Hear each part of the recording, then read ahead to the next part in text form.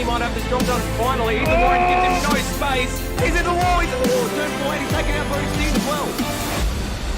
Oh, big moment there, Kurt Stenberg on his roof. Big crash at turn 4, that is an unfortunate huge crash.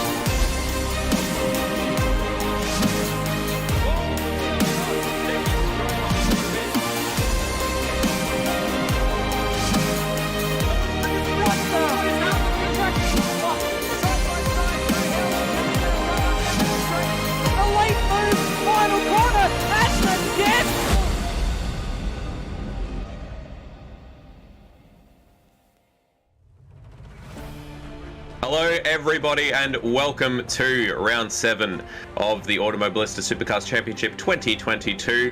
We are here in Townsville for the Townsville race. Do apologise, I'm a little bit rusty leading these things. Pay no attention to that thing on the screen there. Forgot to change that. It's actually Liam Harrison and our good friend Michael Zalavari here in the comm box tonight. Michael, how are you? Good evening, Madboard. Good evening, everyone. Yes, I'm doing very well tonight. I'm excited to be back making my yearly cameo for the ASC at Townsville again. It just seems to it lines up that every time that we need a fill-in, it's Townsville, and that's where I get to be. So I'm happy to be joining the ASC once again for tonight's action at Townsville again. How many times can we say Townsville in this intro? So yes, our good friend Stairs not available for tonight, but he is in the box in spirit and in very physical terms as he's controlling the cameras you're currently seeing. Over to our points classification for the season so far. Dane Warren retook his lead at the previous round at Darwin. With Colin Warwick at his heels. Kurt Stenberg, the defending champion, in 3rd place with Ethan Warren in 4th place. Zach Baker 5th. Cora McFarlane 6th. Alex Cattle 7th. Steve Warwick up in 8th, which is actually a very good result for the elder Warwick.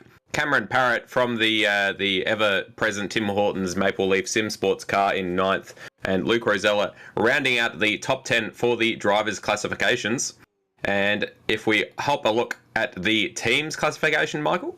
Yes, it's Trans-Tasman Racing with Kurt Stenberg and Ethan Warren leading the way ahead of the Warwick Racing team. AAR/WRT in 3rd place, quite a ways back. And then a bit of a squabble in the midfield with VRS Coanda Sim Sport, ZB Racing, AWG Sim Racing 1 and 2 in the mix, Maple Leaf Sim Sport, All Australian Races, and Green Top Motorsport rounding out the top 10. It is quite tight at the top though, only 300 or less than 300 points separating the Trans-Tasman Racing team from Warwick Racing team at the head of the field. Yeah, there are two main two-car teams, and I quite liked your slip up there of Trans-Tasman tasting. I feel like that'd make a very good, that'd be a good wine tour thing in across Australia and New Zealand. Yeah, or you have a tasting that's it's Australian and New Zealand wines or spirits or something. Anyway, we are here. We're getting off track very early in the piece. Very early. As you say, your yearly sojourn into Automobilista Supercars Championship at Townsville. As we were discussing before, just while we were watching some practice, as the practice continues, and looks like some dramas there for Dane Warren on screen. I have no memory of ever commentating at Townsville, although there is empirical evidence that I have indeed commentated at Townsville. And as the supercars expert between the two of us, I'm probably going to have to defer quite a lot to you tonight, Michael. I can take that mantle on quite easily if you'd like, Madbird, as we just were catching a replay of Dane Warren. It looked like he went straight on at the final corner. Yes, Townsville, it just seems to be the track that I end up commentating at for ASC, and it's quite a fun track. I think has a lot of interesting characteristics. Of course, it is part street circuit and part purpose-built racetrack through the Reed Park area of Townsville. And as we're on board with RSM Latino coming through the back half of the track, the two key characteristics of this track, first of all, the curbs, as we're watching RSM Latino pound over the curbs at the back end of the circuit. And then the second half has actually got quite a few fast flowing, not really flowing sections, but high-speed cornering sections. So we've just come through turn 9 and 10, and then here's the one of the good passing opportunities at 11. But one thing about Townsville is that it's busy. It's a lot of the time you're turning the car, you're moving the weight around. There's basically only 2 straight sections of the track. One of them here is at the main straight. But even then, you're only just going to get past the control line before you're, gearing up to get through this turn 1, which doesn't look like much of a corner, but it's certainly not something you want to go side by side through. But for the rest of the track, you're really busy on the car. It's not a place where you get a lot of time to relax. So with the longer 32 lap race to start off tonight, 35. Sorry. So even still, that's going to be something that's going to test a few of the drivers out, and we might see some mistakes from the field. Yeah, it's always quite interesting around a street track. Obviously, a lot more punishment for going off the track since you can't most of the time, and there are concrete walls everywhere.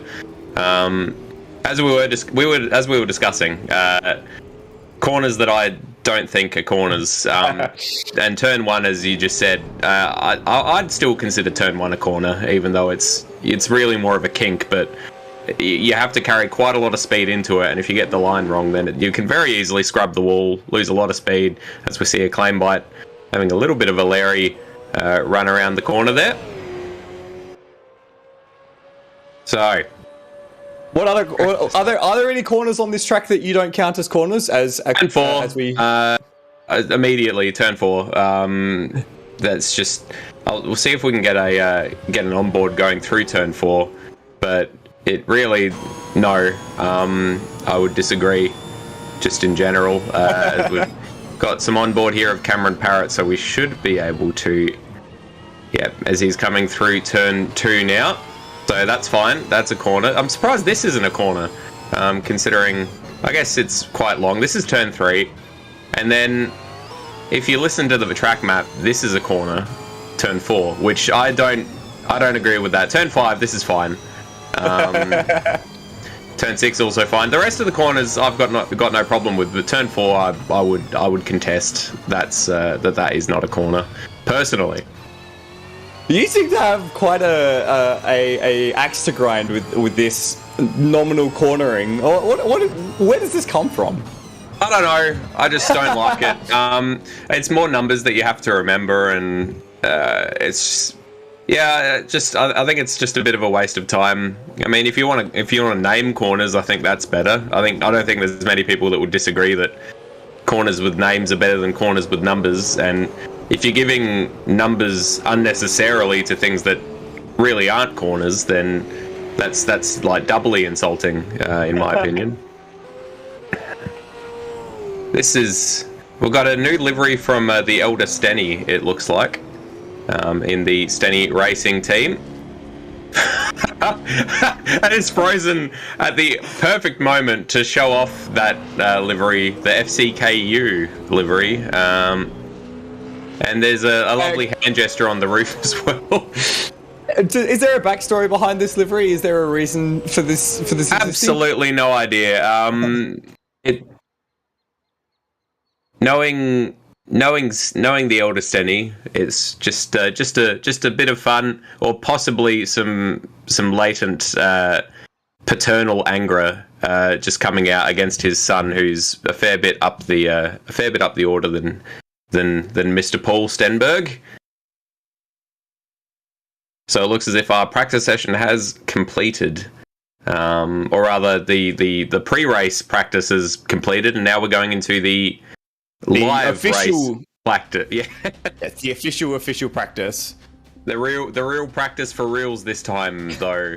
Practice, which will continue for 15 minutes, followed by a qualifying session for race number 1.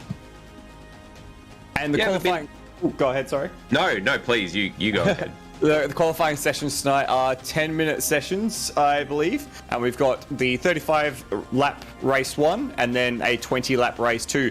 2 compulsory pit stops in the first race tonight, I've been informed reliably. So that should be something that keeps us on our toes in the commentary box and the racers on their toes in the driving seat. Yeah, it should be. They've sort of gotten into the swing of having just 1 compulsory pit stop per race, so I'll be interested to see what sort of strategies come out with 2. We've seen Colin Warwick has been quite happy to run long in previous rounds. So how's that gonna show itself with 2 pit stops rather than just the 1? Yeah, that is going to be something that's definitely going to play a bit of strategy. We saw in the real deal over the weekend that tyre degradation was a big talking point. So it'll be interesting to see whether or not that has the same effects here in the virtual space, as well as we've got 15 minutes of practice, 14 minutes of practice even, remaining on the clock. Have you ever been to Townsville in real life? I have not, although a very good friend of mine said that, he messaged me that he was in Townsville, and he seemed to have quite a nice time. He went snorkeling. Apparently snorkeling is a big thing you can do in Townsville. No, I didn't know that. Is Townsville near the coast? I've got absolutely no idea. Neither do I. How good my Australian geography is. Townsville facts. Apparently it is. It looks like it's right on the water, so it's in fact the first line of the Wikipedia article says Townsville is a coastal city, so that would imply the presence of water. So snorkeling, interesting. Have you ever been snorkeling while we're at it? I have not. No.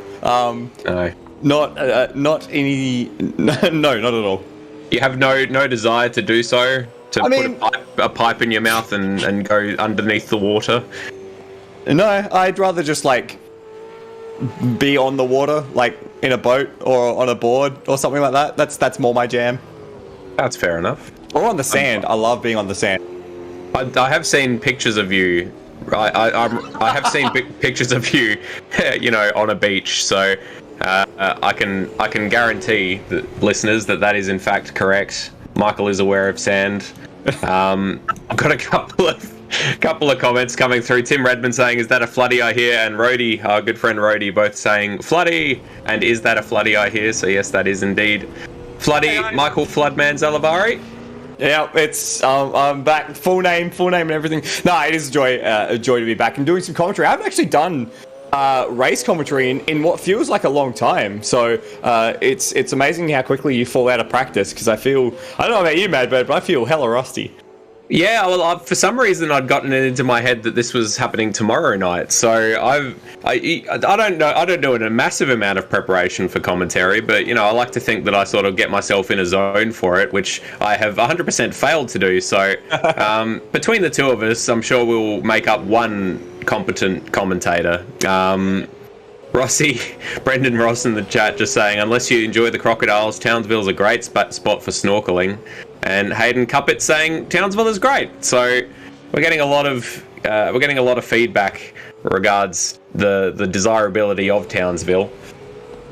Just a note back onto the racing for a brief moment. I did see in the discussion today that I think Cameron Parrott, the guy on screen at the moment, has contracted COVID, so he's going to be battling on tonight with that to battle on with as well. So we wish him all the very best and hope he doesn't get hit too hard by any symptoms and recovers quickly. Because I don't know about you, Madbird. Have you had COVID, Madbird? No, I've somehow managed to dodge it so far, and this considering I was stuck in a house with 2 positive cases for 2 weeks back in February, because if you're a close contact within a house, then you had to isolate for 14 days, even though the people that actually had COVID only had to isolate for 7 days.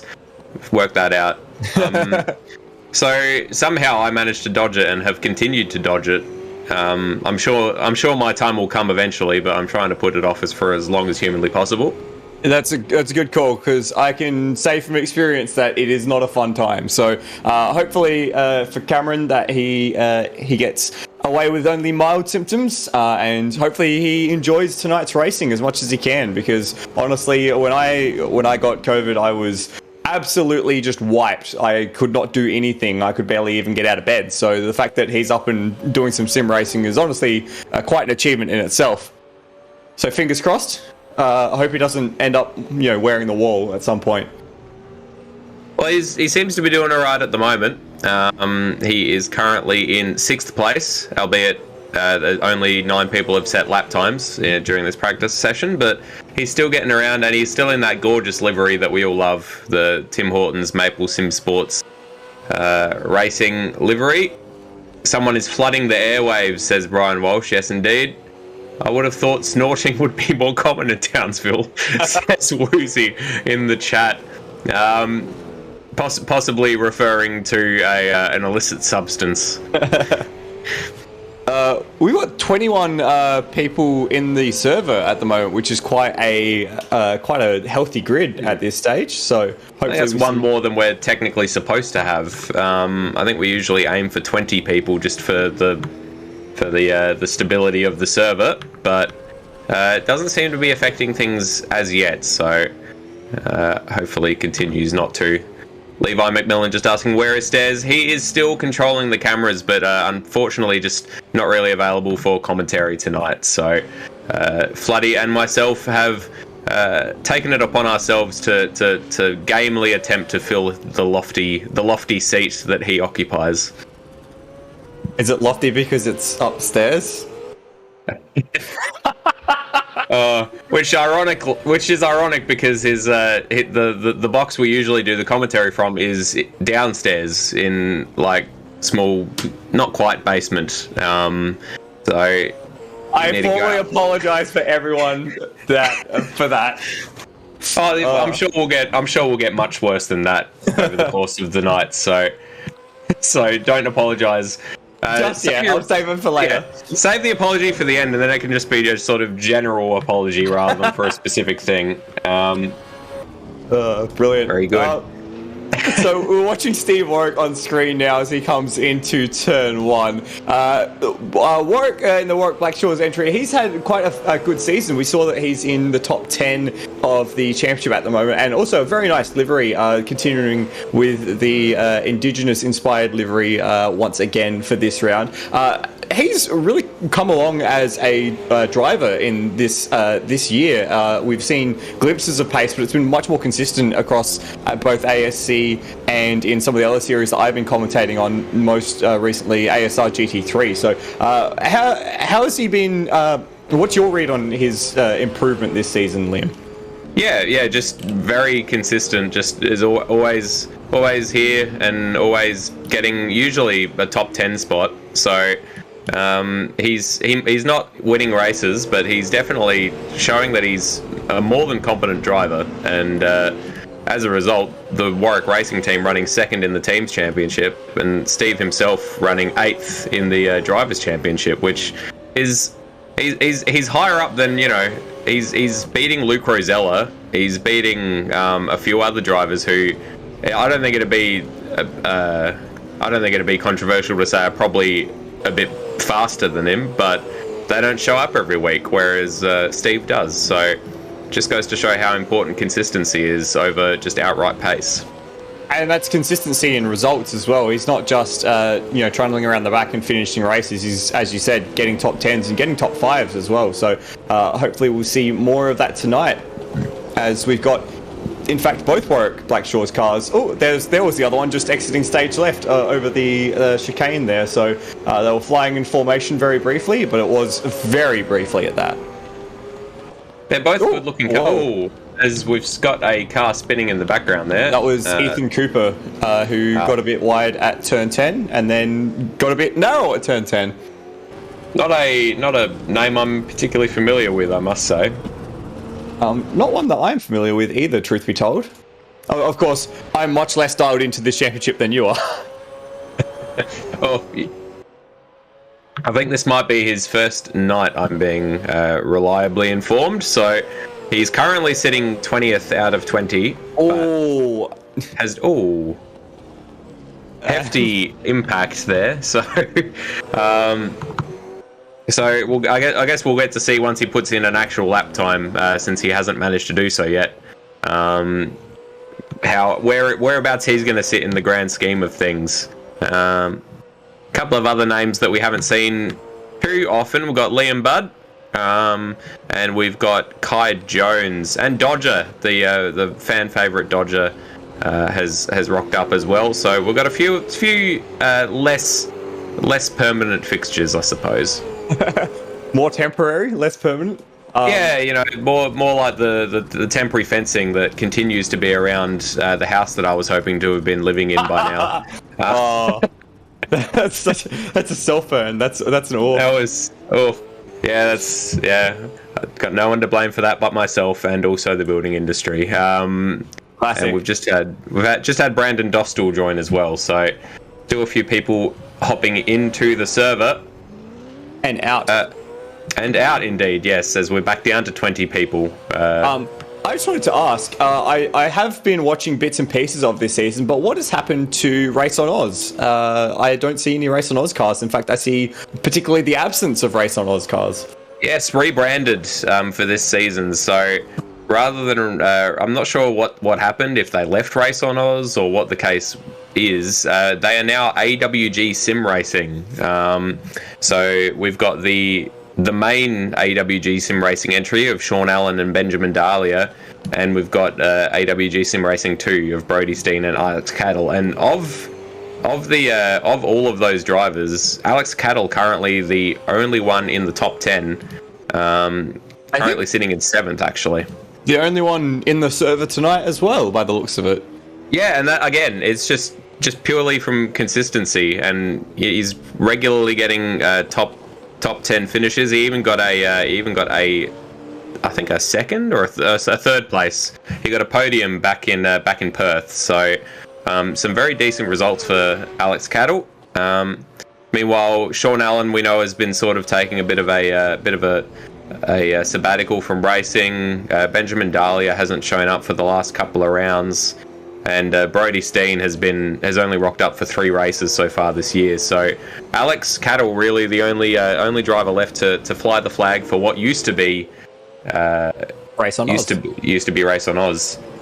And Cattle, if I recall correctly, he was one of the standouts in the quadrangle of Sydney events that we did at the tail end of last year. If I recall correctly, Madbird, we saw him get a podium as we were just catching a replay here of some big sideways action for Kurt Stenberg around turn 9, and that's a hefty hit on the wall. Lucky that's only in practice for Stenny there. Yeah, that's unfortunate. Look, definitely a hefty impact. I reckon you might be thinking of Brody Steen, who got his first podium and his first win in the 2 Sydney rounds, or in one of the Sydney rounds rather, at the end of last year, which had been a long time coming, and I think everyone was pretty happy to see Brody finally get on the top step of the podium. Dr. Joshy in the chat just saying that AWG stands for a wild guess. I hope that's correct, because that's that's quite good. And also Brian, our friend Brian Walsh saying, I've been practicing for Townsville Dev Series Friday night, and I actually like the track compared to a poke in the eye, which... Oh, well, yeah, high standards. Very high standards.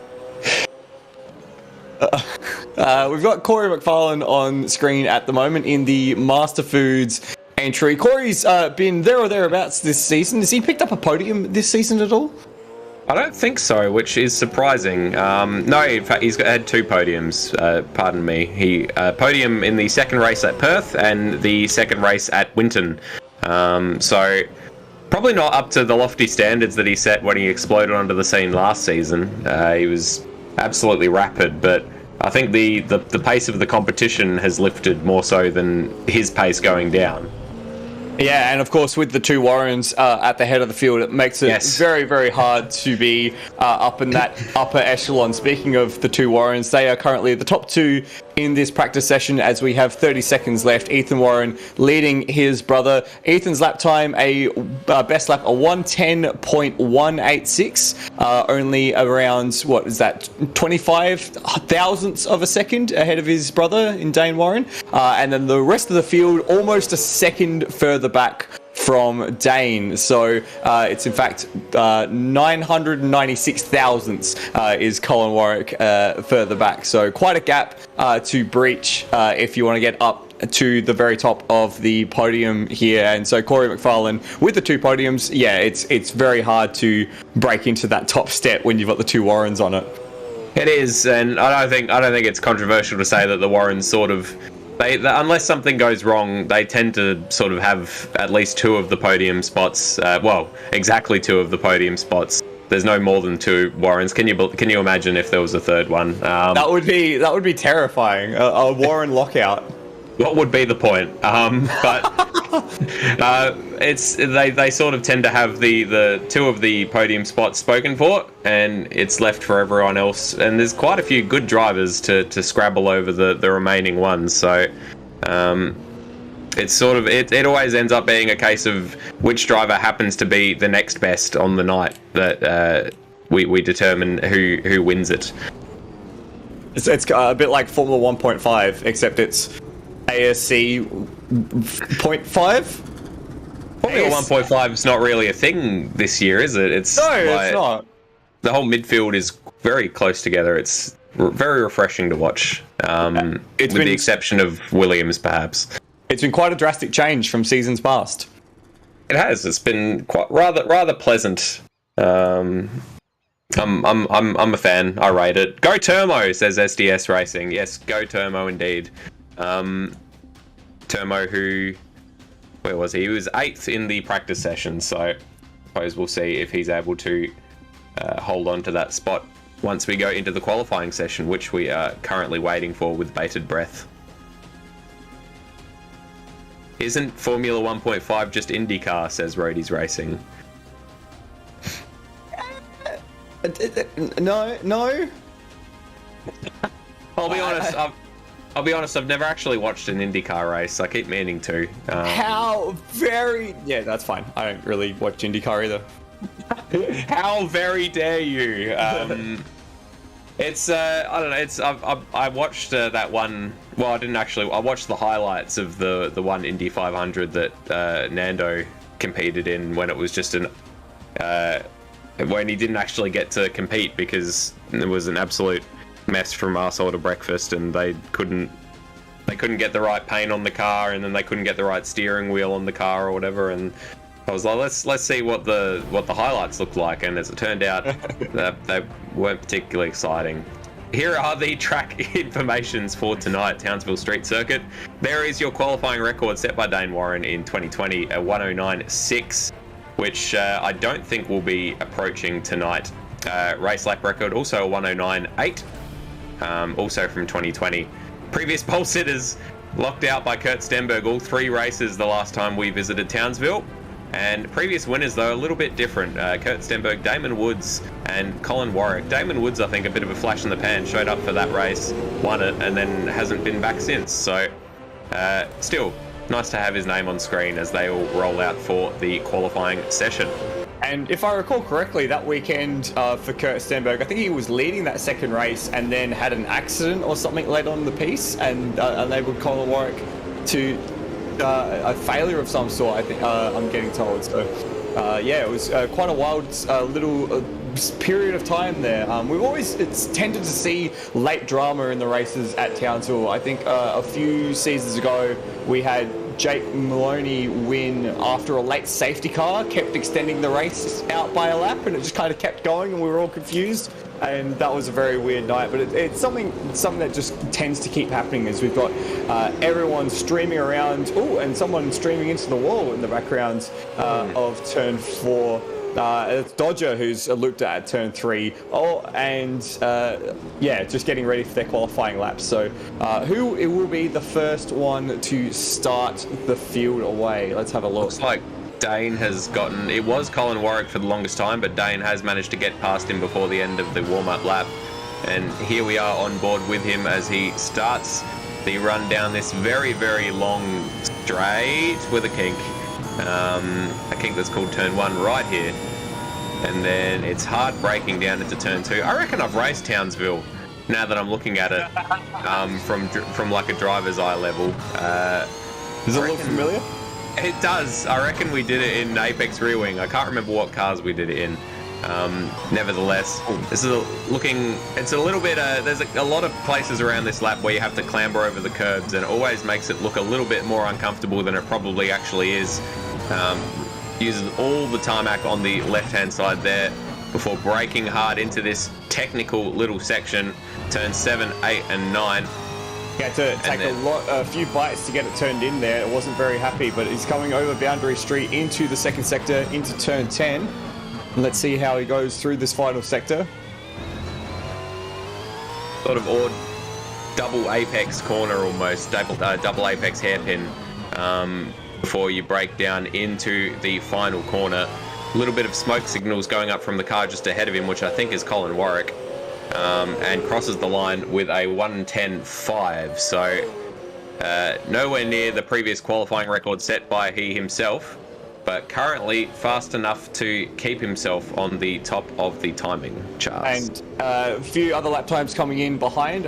Ethan Warren's jumped in second place with a 10.7. Luke Rosella an 11 flat. Kurt Stenberg 11.2. So no one really getting to the outright pace that we saw from them in practice. Remember, the top times in practice were a 10.1 from Ethan Warren.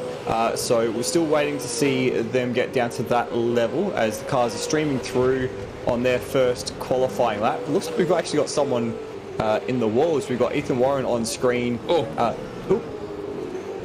looked like a messy run through the corner for Ethan Warren, but I think it was actually just the other car that was not online that made me think that Ethan was offline, but wasn't. Continue. So Ethan's actually a second outside of his PB, so I'm not too sure we're going to see anything exciting from him this lap. I've got eyes on Luke Rosella, just third in this little train here, just going past Kurt Stenberg. He was a 10th up on his personal best as Warren dives into the pits. Rosella currently in third, coming through the final corner. If he improves by a 10th, he won't improve his position, but he will put a little bit more pressure on the Warrens ahead of him. And he does improve by a 10th and does not improve his position.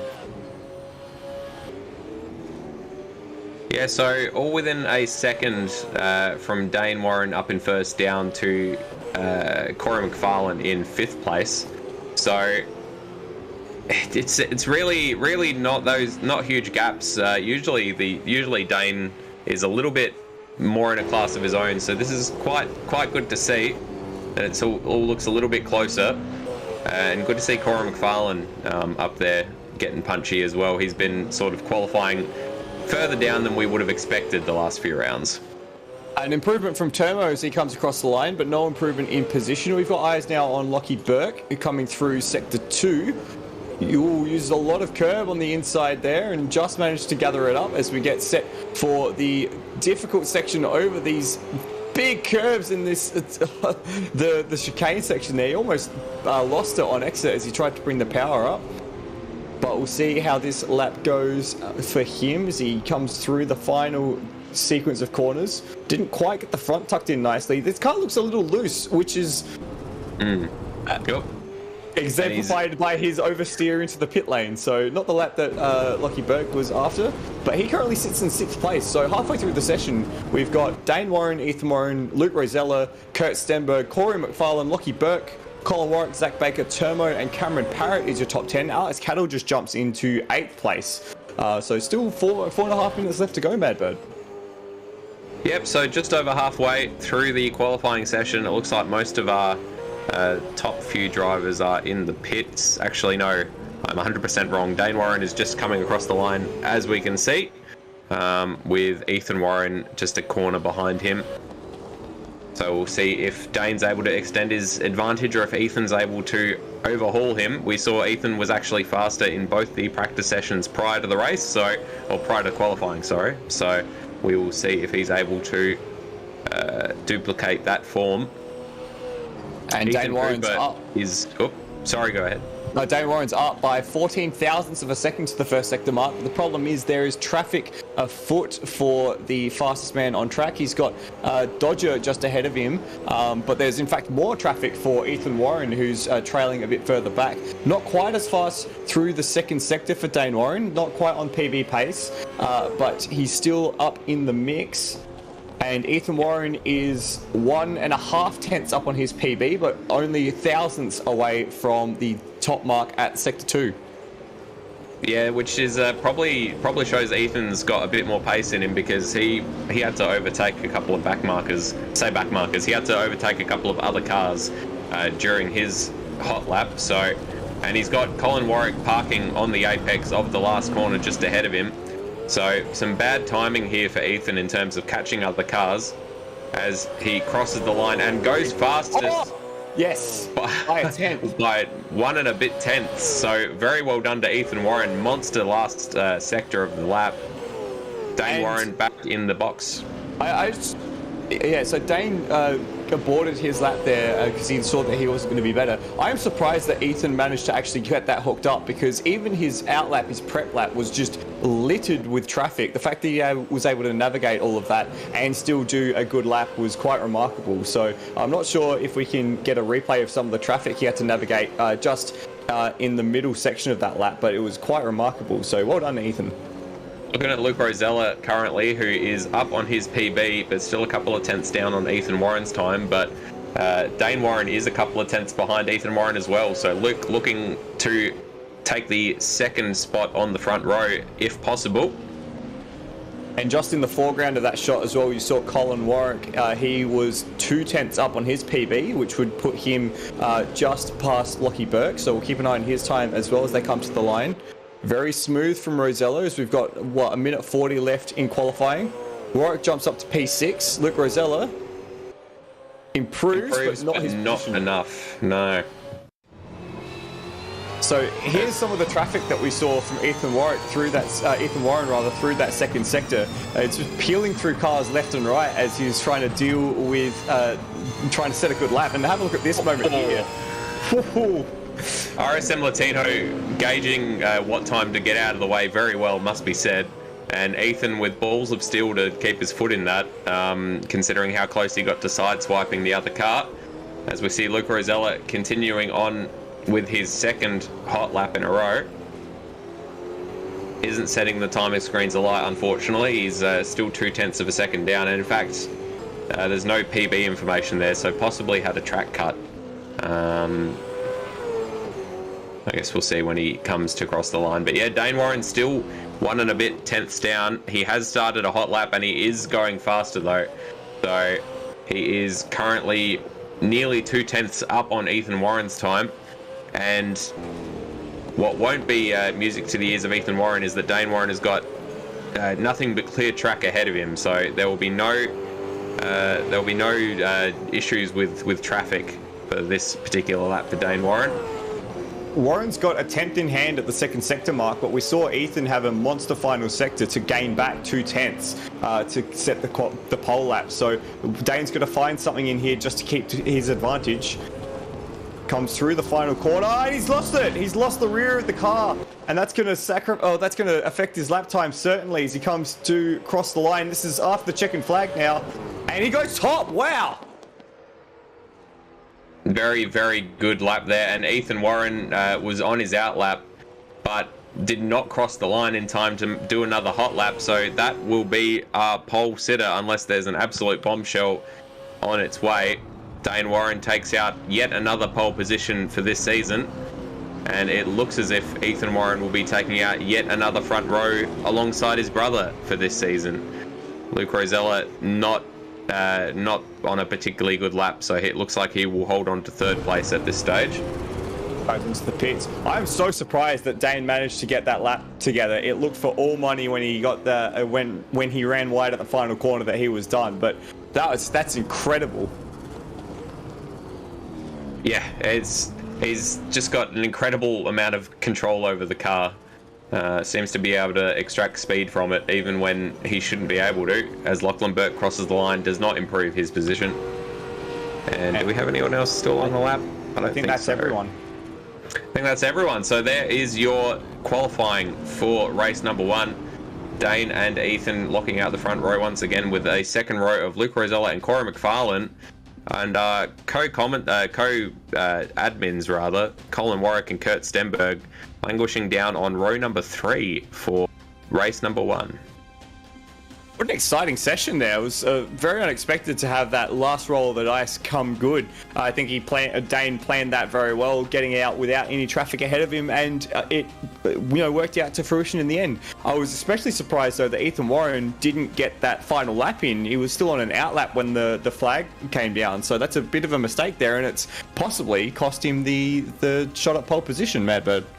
Yeah, I reckon he definitely had some more pace in him than we saw, because as we saw in that in the replay, he was overtaking people left, right, and center on his hot lap that got him provisional pole position. So, and he had clear track ahead of him. How much further could he have gotten? As we roll over into a 2-minute warm-up session before race number 1. Just the information for you once again: 35 laps for race number 1. 2 compulsory pit stops, which must be taken between laps 1 and laps 34. So pretty much the entire race, bar the last lap, you are free to take your 2 compulsory pit stops. So we'll see what sort of strategy we get from that, as we see some practice starts from Brandon Dostal and Dane Warren. Or if not practice start, some practice 11s down the start finish. Some nice little burnouts. Where are we going to see chaos on these opening laps, Madbird? What do you reckon? Are we going to see chaos? Turn 2, presumably. It's quite a heavy braking zone and quite an unforgiving one, because you don't really have anywhere to go if you run wide. And we've got quite a grid. We've got 18 cars, so we lost a couple through qualifying, it looks like, unfortunately. Oh, as I say that, Ben Hall has hopped in, so we're back up to 19. But pretty hefty grid, and there's going to be a lot of cold brakes rushing down into the heavy braking zone of turn 2. So I would hazard that as my guess. I think that is certainly going to be correct. I would be surprised if we don't see at least one car get turned around at turn 1. Hopefully not, the first car, because that would mean a lot of possible cars running into each other then. We saw in the real deal on the weekend, turn 3 as well be an action point, with Scott Pye and Will Davison trying to run side by side and making contact with the tyre wall. So fingers, arms, legs, toes and eyes crossed. We have a bit more respect for our competitors in the virtual world. We don't see people trying to put each other in the wall on the first lap. That'd be ideal.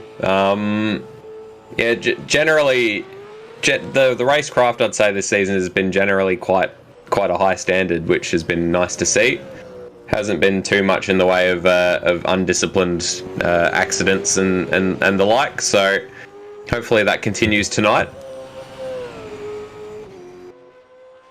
Dane Warren pretty much all by his lonesome out there. There's a couple of other cars circulating, doing a bit of practice, but Dane, we've seen so far this season, Dane tends to struggle with his starts, so I guess he really wants to make sure he got some practice starts in. Because with the pace that we saw Ethan had, if he managed to get the job done before turn 2, then Ethan very possibly could have the race on his terms. And yeah, it was that at Hidden Valley that we saw Ethan jump him at the start and really hassle Dane and make him work really, really hard to get a result. So I don't think you're going to have as much freedom at Townsville as he bounds over the curbs there to make a decisive move. I think with the way that the Townsville circuit is, as we exit stage left, you're going to have to really you've got a lot of opportunity to fight for your position. So I think, Dane will want to take the whole shot if he can. I suppose we will see how it goes. Here is the circuit information for you once again. 2.85 kilometers. Turns 1, 2 and 3 I have no problem with. Turn 4 I am less sure about. There's turn 5 and 6.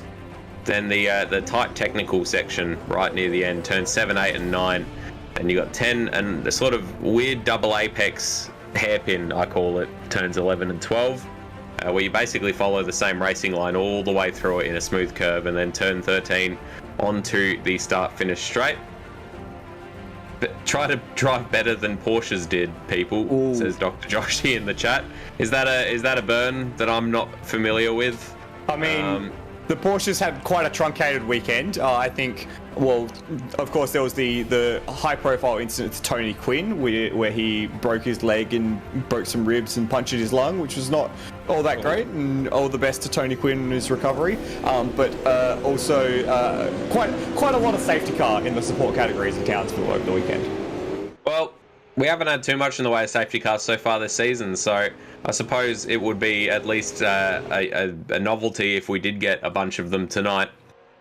Here is your grid for race number 1. Again, 35 laps with 2 compulsory pit stops between laps 1 and 34. You've got Dane Warren on pole position, and you've got Kai Jones disqualified from the race. So, not sure what happened there. I suppose we'll see if they end up rolling on with that. One. Ethan Warren in second place, front row once again. Luke Rosella in third, good qualifying for him. Corey McFarlane in fourth place in that honey mustard, whole grain mustard, Master Foods car. Colin Warwick and Kurt Stenberg down in 5th and 6th place. Zach Baker in the only Zach Baker racing car driving here tonight. No, never mind.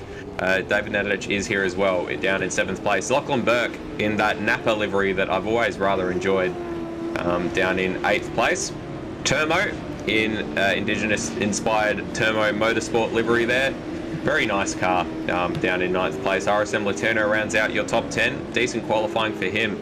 Cameron Parrott in the ever-present Maple Leaf Tim Hortons Sim Sport racing car in 11th place. Brandon Dostal just ahead of him on track in the Holden Pertec Privateer 76. He's in 12th place. Steve Warwick in 13th, but as we were discussing earlier, seems to find himself in the top 10 by the end of most races, so expect him to make some positions. Liam Budd in 14th place. David Nedich, the second ZB racing car, down in 15th place. Not a fantastic qualifying for him. A claim bite in that sort of navy blue Ford Privateer 83. He starts in 16th. Dodger, fan favourite, Jack Daniels racing car, partakes between every race. He is starting out of 17th place. Stenny in a much more a very different livery to what we're used to seeing from him. He starts from 18th. Ethan Cooper has come into the pits on the formation lap, so that's going to cause some issues, I imagine, for the start, if the start is able to occur whatsoever. And it seems like it will. We've got revs, we've got lights, and we are off racing for Townsville number 1. And Dane Warren already with a poor start in comparison to his brother. Ethan pulls across to cover him off on the run down into turn 1. And Corey McFarlane gets through on Dane Warren as well, Michael. Yeah, it's going to be congested into turn 2 here. They're going to go side by side. There's a little bit of contact. Dane Warren swoops around the outside though and manages to squeeze his way back into second position just behind his brother. So Ethan gets the whole shot as they're still squabbling over the minors further back. It looks like Lockie Burke's managed to squeeze through, and there's a safety car straight away. Oh my goodness. No, I don't. I'm not seeing yellow flags flashing. That's very peculiar then, because I definitely saw yellow flags on my screen, but we're still going anyway. Well, Ethan Cooper, has now exited the pits, so I'm not sure why he ran through the pits at the start of the race. Might be what confused the game a bit, but Ethan's still holding on to the lead as it stands. Dane Warren right on his behind as they come through turn 11 for the first time. Just in the background of shot, there was Luke Rosello and Kurt Stenberg playing hardball side by side, and in fact Kurt got passed out just a little bit. He's now being attacked by Colin Warwick as they come through to finish lap 1. It's been action-packed to plenty, and it's the two Warrens nose to tail leading us through the main straight. Yep, already a second and a bit clear of third place man Corey McFarlane, and Dane going down the inside at turn number 2. Ethan going to try to hold onto it around the outside, but gets run out of track, and Dane takes that position easy as you please, but Ethan right on his bumper, and he's going to go for it down into turn 3. Is he going to get the job done? He's going to run Dane out of road. There is not much room there. He manages to hold onto it. Fantastic overtake from Ethan Warren. Dane's not quite letting him get away with it yet as they come through turns 5 and 6. Using all of the apron there, it does Ethan. And Dane's going to dive to the inside here as they bound over the curves. Very hard to get to two cars through there, but they work it out. But now the power down towards the back straight. Can Dane squeeze Ethan? They go side by side over Boundary Street once again. It's fantastic stuff. They are losing a lot of time here. Corey McFarlane got a watching brief on this battle with Luke Rosella right behind him. Ethan and Dane still side by side as they go through turns 11 and 12 and down into the last corner onto the start-finish straight. Ethan is going to take the lead once again, but Dane is going to get the slipstream all the way down into turn 2 once again. And then they went side by side literally the entire lap, and it might be second verse, same as the third, same as the first this time around, except Ethan goes to the inside and plays more defensive, having to force Dane to go around the outside. That's too far around the outside. He might even be vulnerable to Corey McFarlane. No, steps back into line. So cracking stuff in this lead battle, which includes now 6 cars. Yeah, this is they had stretched a small advantage, but that advantage is quickly dissipated as they over the course of that lap when they were side by side for the entire thing. And that battle for third is definitely hotting up. Corey McFarlane, Luke Rosella, and Kurt Stenberg running basically line astern. Oh, as Ethan cuts that corner, that was not the fastest way to take that chicane through turn 7, but doesn't seem to have cost him too much. He's still got a couple of car lengths in hand over his brother. And we've just got a yellow flag in this sector with Ethan Cooper off at the end of the hairpin, but it doesn't seem to be affecting anyone. In fact, he's gone back to the garage, so that yellow flag is now cleared. It looks like Ethan has managed to hold off the advances of Dane for the moment. Someone who is under a bit of pressure, though, is Corey McFarlane, with Luke Rosella all over the rear wing of that Mustang as they come down the main straight. These guys have swapped position from the start of the race, and Luke's looking to make amends as we come into the first corner. Dives to the inside. A very audacious move there. And can he get it pulled up? Looks like he can. Very well done to Luke Rosella. Corey's going to try to fight it back around the outside down into turn 3. And he's holding his line. He's up alongside into turn 3. Very well done there for Corey McFarlane holding on to that one. And Luke is going to have to set about retaking that position. And these guys now have lost about 2 seconds to the leading battle just with that little exchange there. So as quickly as it comes, it goes again. So the two Warrens have stretched out a little bit of a lead again. And then this battle behind is heating up as we've still got the leader on screen. And then, yeah, have a look at this gaggle of cars. Oh, Zach Baker, pretty aggressive hit on the wall there coming through turn 10. Yep, so positions 3rd through 6th have all swapped where they started. Corey's up 1, Luke's down 1, Kurt's up 1, Colin's down 1, and Zach Baker currently in the position where he started. So Luke Rosella is going to have another go. He seems a lot closer this time.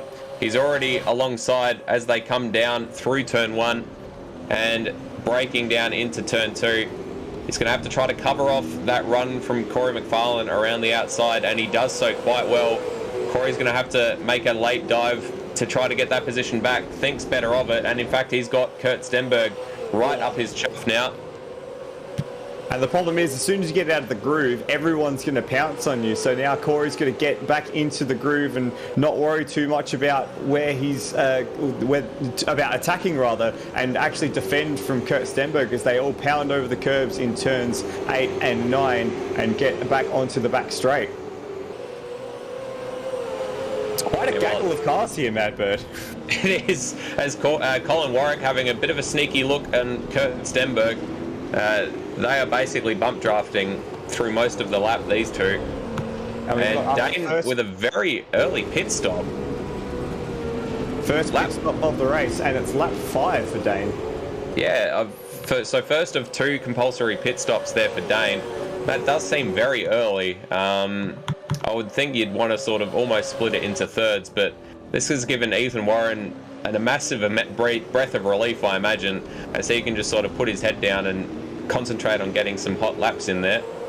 And Ethan was just picking a little bit of a break as well. He was just edging the gap away. So it might be a strategy for Dane to just try and get into some clean air and just run his own pace for a little while. Meanwhile, Colin Warwick's actually made the move on Kurt Stenberg and is trying to make the move on Corey McFarlane for 3rd place. And Luke, now that he's back up into that 3rd position, well, net 3rd position, currently 2nd, he's stretching out ahead of that gaggle of cars. Corey McFarlane, currently the cork in the bottle, holding back the 3 cars behind him of Colin Warwick, Kurt Stenberg, and Zach Baker. Dane Warren is rejoined in last place. That's how long the pit stop, that's how much time the pit stop cost him. So if the goal was clear air, then Dane has managed to get himself a bunch of rear gunners, sort of, that he's going to have to make his way through. And that's our leader now in the pits as well. So Ethan Warren has come into the pits the following lap, maybe trying to affect will prevent Dane from affecting the undercut, which leaves this battle now as the battle for the lead of the race. And in fact, it looks like Colin Warwick has snuck through on the inside of Corey McFarlane, and he's actually out of position, almost tags Kurt Stenberg there as he returns to the racing line. So now it's Colin Warwick into second place, which we're expecting to... Oh, there's contact there on the exit, and it's McFarlane versus Stenberg, and McFarlane has to yield, and Stenberg goes through. That was all a bit clumsy there for McFarlane and Stenberg as they were trying to round each other out. So Ethan Warren has rejoined the track and is just going through turn 2 and looks as if he's got about a 4-second, almost 5-second advantage over Dane Warren. So that hasn't worked out for Dane at all.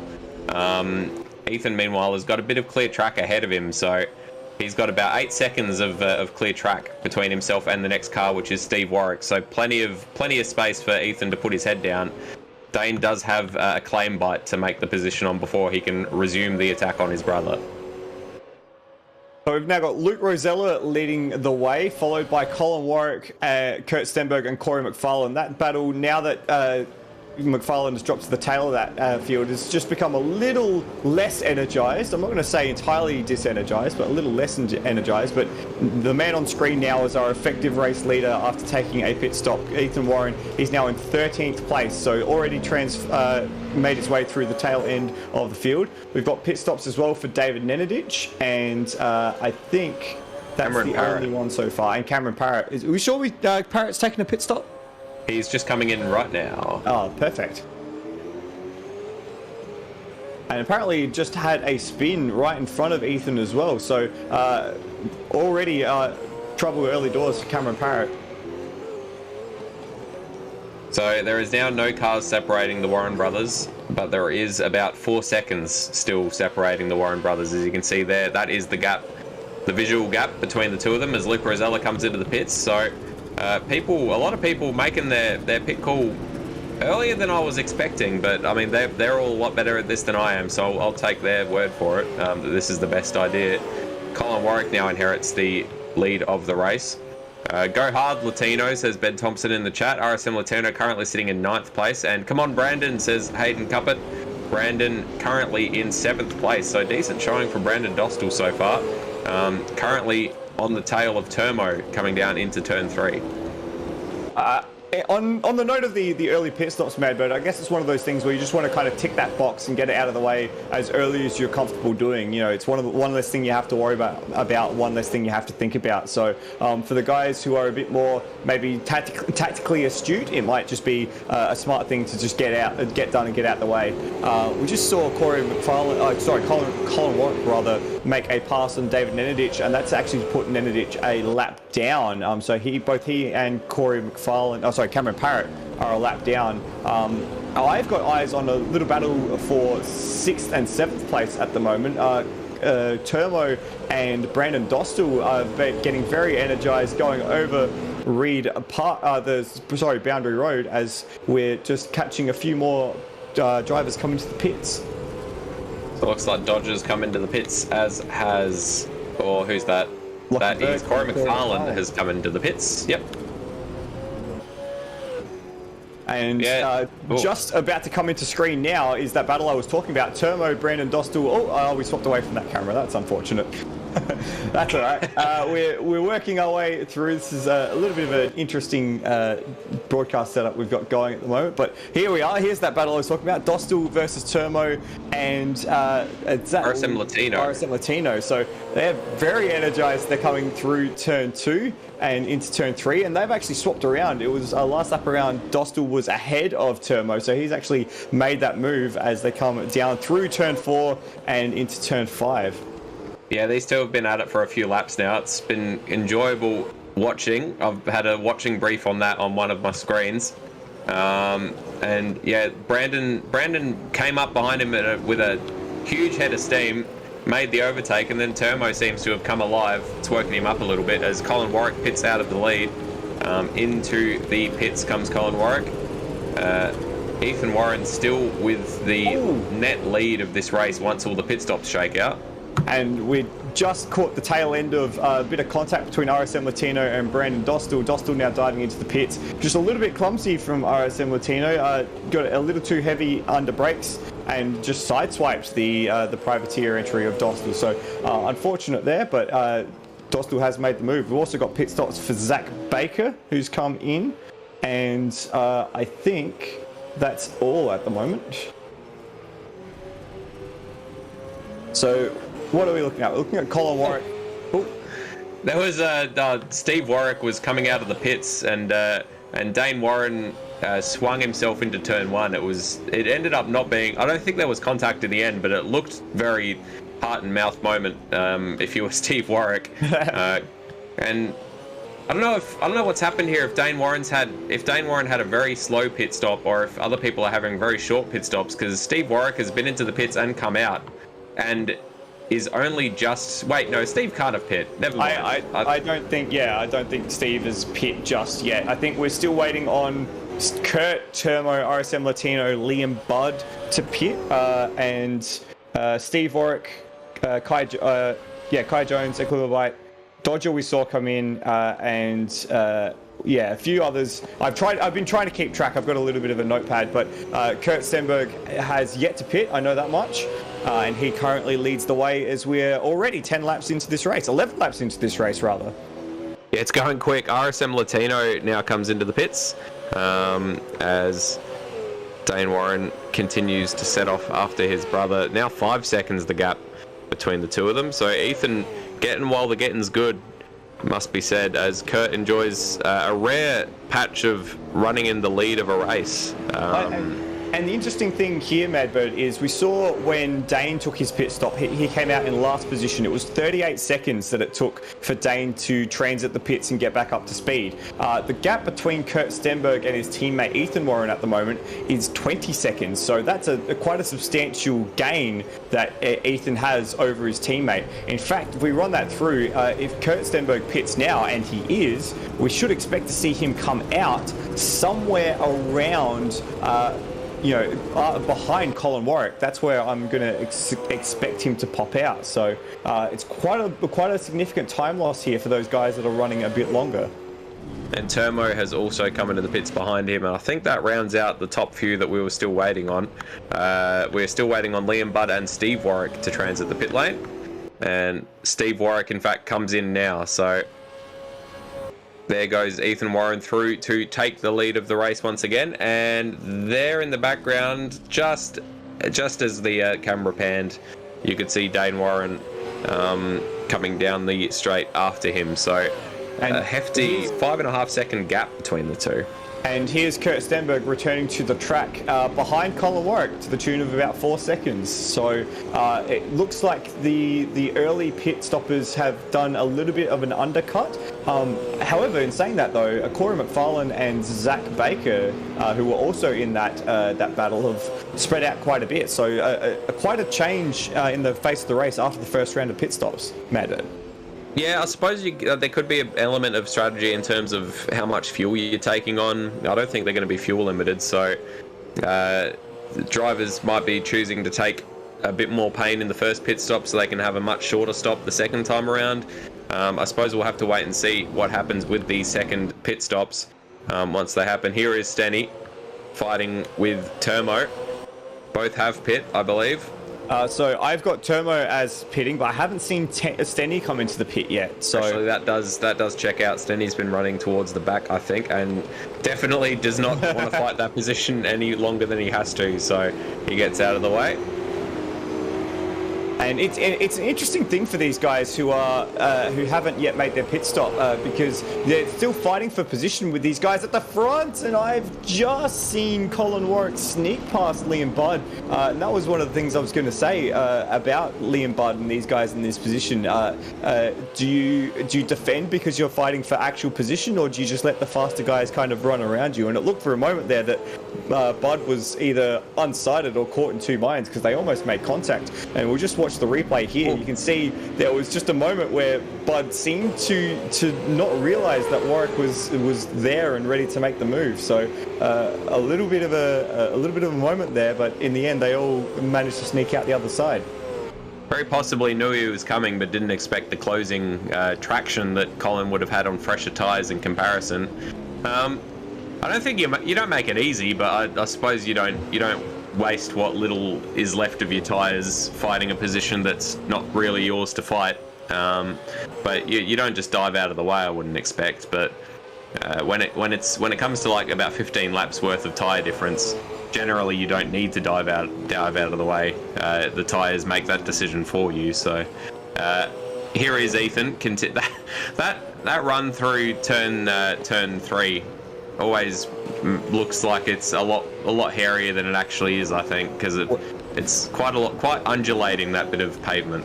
Yeah, where you dump yourself off the curb and all of a sudden there's just clean air underneath you. Yeah, it's one of those where you've really got to have the car set up to deal with the bumps quite nicely. As we were watching Brandon Dostal in the Pertec liveried car just sneak his way past Stenny, and that's a move for position for Dostal. He was right up with RSM Latino after the pit stops, and that's gone away from Dostal a little bit, so I wonder if he's made a little bit of a mistake or something like that. A long-ish middle sector this lap for Dostal, but that might have just been trying to pass Stenny, and in fact they've got Steve Warwick on the tail of him just there. There he is. There he is, catching up. So decent running for Steve Warwick. I'm not sure if he's got his lights on or if that's just the texture effect through the fence. Looks a bit strange. If he's got his lights on, he'd probably want to turn them off because you're definitely not meant to have them on. I reckon it might just be the texture. I was just going to say, up towards the front, Luke Rosella has been reeling in Dane Warren for second place. The gap was 4 or 5 seconds, but last lap out, Luke Rosella was about 0.6 of a second faster than Dane Warren, and the gap now down to just around 3 seconds. So doing a good job as Kurt Stenberg makes avoiding action around Liam Budd, who still hasn't made his first pit stop. So a bit of a sitting duck there, my namesake. Yes, in both respects. Oh wait, no. A duck. I guess duck's a bird. I was trying to. My brain lit up at something exciting, and then just duck's kind a bird. Back to the racing. There was a brief yellow flag for some reason at the tail end of the track, but that's disappeared. No idea why. Can we just move on from that? We've got David Nenadic coming into the pits. I reckon that might be for his first pit stop, and Stenny, who I believe they may be our last 2 pit callers, other than Liam Budd, who still has not pit and currently sitting in 6th place. So I've actually got this as being Nenadic's second pit stop of the night. I believe he's pit at lap 7, so that's going to be quite a long final stint for Nenadic. Should that be his second pit stop? He's cut it almost in half if it is his second pit stop. So that's going to be a very long run to the finish, as you say. Well, I guess we'll wait and see what the outcome is. I'm just trying to figure out. So about 38 seconds, we reckon, for the pit transit. So at the moment, when Liam Budd pits, we would expect to see him come out around 12th or 13th place, which really isn't too bad. It's still ahead of where he started the race, and he would obviously have a lot fresher tyres than the cars around him. He does. I hope some of these drivers realise that they have to make 2 stops, so there's no point pushing to try to one-stop it, because it's like running 2 compounds in F1. It's like, well, great, you managed to make the hards last the entire race. You still need to stop at some stage and put another tyre compound on, another fuel compound. You need to swap from 98 to 91 midway through the race in order to be classified. It's an absolutely terrible idea. That would be quite something. Luke Rosella, gap down to under 2 seconds between himself and Dane Warren now. Last time around, again, he was 0.6 of a second faster than the second Warren brother running in this race. So quite decent pace for Luke Rosella at the moment. And there's about 3 laps worth of tyre difference between the 2 of them at the moment. So if this pace continues, we should see Luke looking to make a move at the end of maybe next lap or the lap after. It's going to get close very quickly. But the fastest man on track at the moment is actually Kurt Stenberg, who last lap set a 11.8, so the only man in the 11s at the moment. So he's trying to chase down Colin Warwick. That gap was about 5 seconds at the end of the pit stop, so he's lost a bit, but he's gained a bit back, and we'll see how that transpires for him. Okay. I'll get on the blower to Stairs and get him to make us an AWS analysis graphic showing, the car chasing and when what lap he expects to be in striking distance. I'm sure that's something that's easy for Stairs to cook up. I'm sure. Yeah, piece of cake, right? I remember. I think it was one of the first Liberty races I watched live with Stairs and our friend Bagsy, and we were discussing at the time Apex Rear Wing were doing sort of various F1 events, and Stairs was having a lot of fun recreating the F1 graphics from those particular eras. And a graphic showed up which showed, it was the regular, shows the throttle input, the brake input, but it also had the steering input, and it had like little animated steering wheels turning as they went through the corners. And Stairs was just, oh yeah, I don't think we're going to be doing a 2021 Formula One style graphics package, are we? And it's there's a lot of work that goes into these graphics packages. So it was purely in jest, Stairs, before you have a heart attack. I don't expect an AWS graphic. He wasn't going to do it anyway, as the gap has come down to, as I've been waffling, the gap has come down to about a second between Dane Warren and Luke Rosella. So just continuing to reel that one in. Liam Budd loses another position, still running on his original tyres and fuel allotment. So I was a little bit confused for a moment, as he looks like he's trying to make a pass on Corey McFarlane for a moment there, because Zach Baker was between Liam Budd and Corey McFarlane, but he actually had a moment coming through the chicane and hit the tyre wall and lost something like 15, 16 seconds only a lap or two ago. So I'm not sure if we can get a replay on that. It would have been about 2 laps ago, but a bit of a moment for Baker there, and he's lost out because of it. Sorry to cut across you. We've got Ethan Warren coming in for his second pit stop on lap 20. So race leader into the pits. And Luke Rosella, and Dane Warren as well into the pits. So I was confused there. I thought Luke Rosella had made the position on Dane Warren, which he has, but as a result of a pit stop. So both the Warrens into the pits, first and second. I guess we'll see if anyone else opts to make the dive. I think the next one on that list has to be Zach Baker, because he's absolutely destroying those rear tyres at the moment. He actually was just about to lose a position to Lockie Burke, but Burke's coming to the pits as well. Yep, so Zach has continued around for another lap. Got a yellow flag somewhere. Oh, and it looks like it's David Nenadich. There he is on the right-hand side of the screen there. Looks like he's looped it coming through turn 5, turn 6. Turn 6, yeah. Few so more Lachlan Burke and Turmo into the pits as well. So is Nenadich in a safe space? He looks like he's just trawling through the runoff at the moment, and is he going to try and get that car back to the pits? Looks like he might be able to. It doesn't look like it's moving particularly well. I reckon he might have had a pretty hefty impact with the wall, because that car is not tracking right. No, it doesn't look like it. Dane Warren has actually come out of the pits once again with a car between himself and his brother, the car being Zach Baker.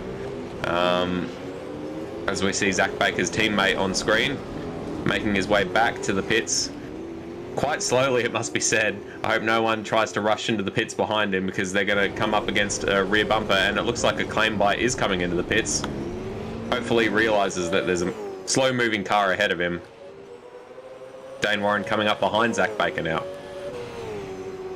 So I think this would be pretty quick, easy pickings for Dane Warren, considering the tyre condition of Zach Baker. We're catching a replay of what happened to Nenadich. Way too much curb at turn 6. He just got both sets of tyres over the curb and looped it around.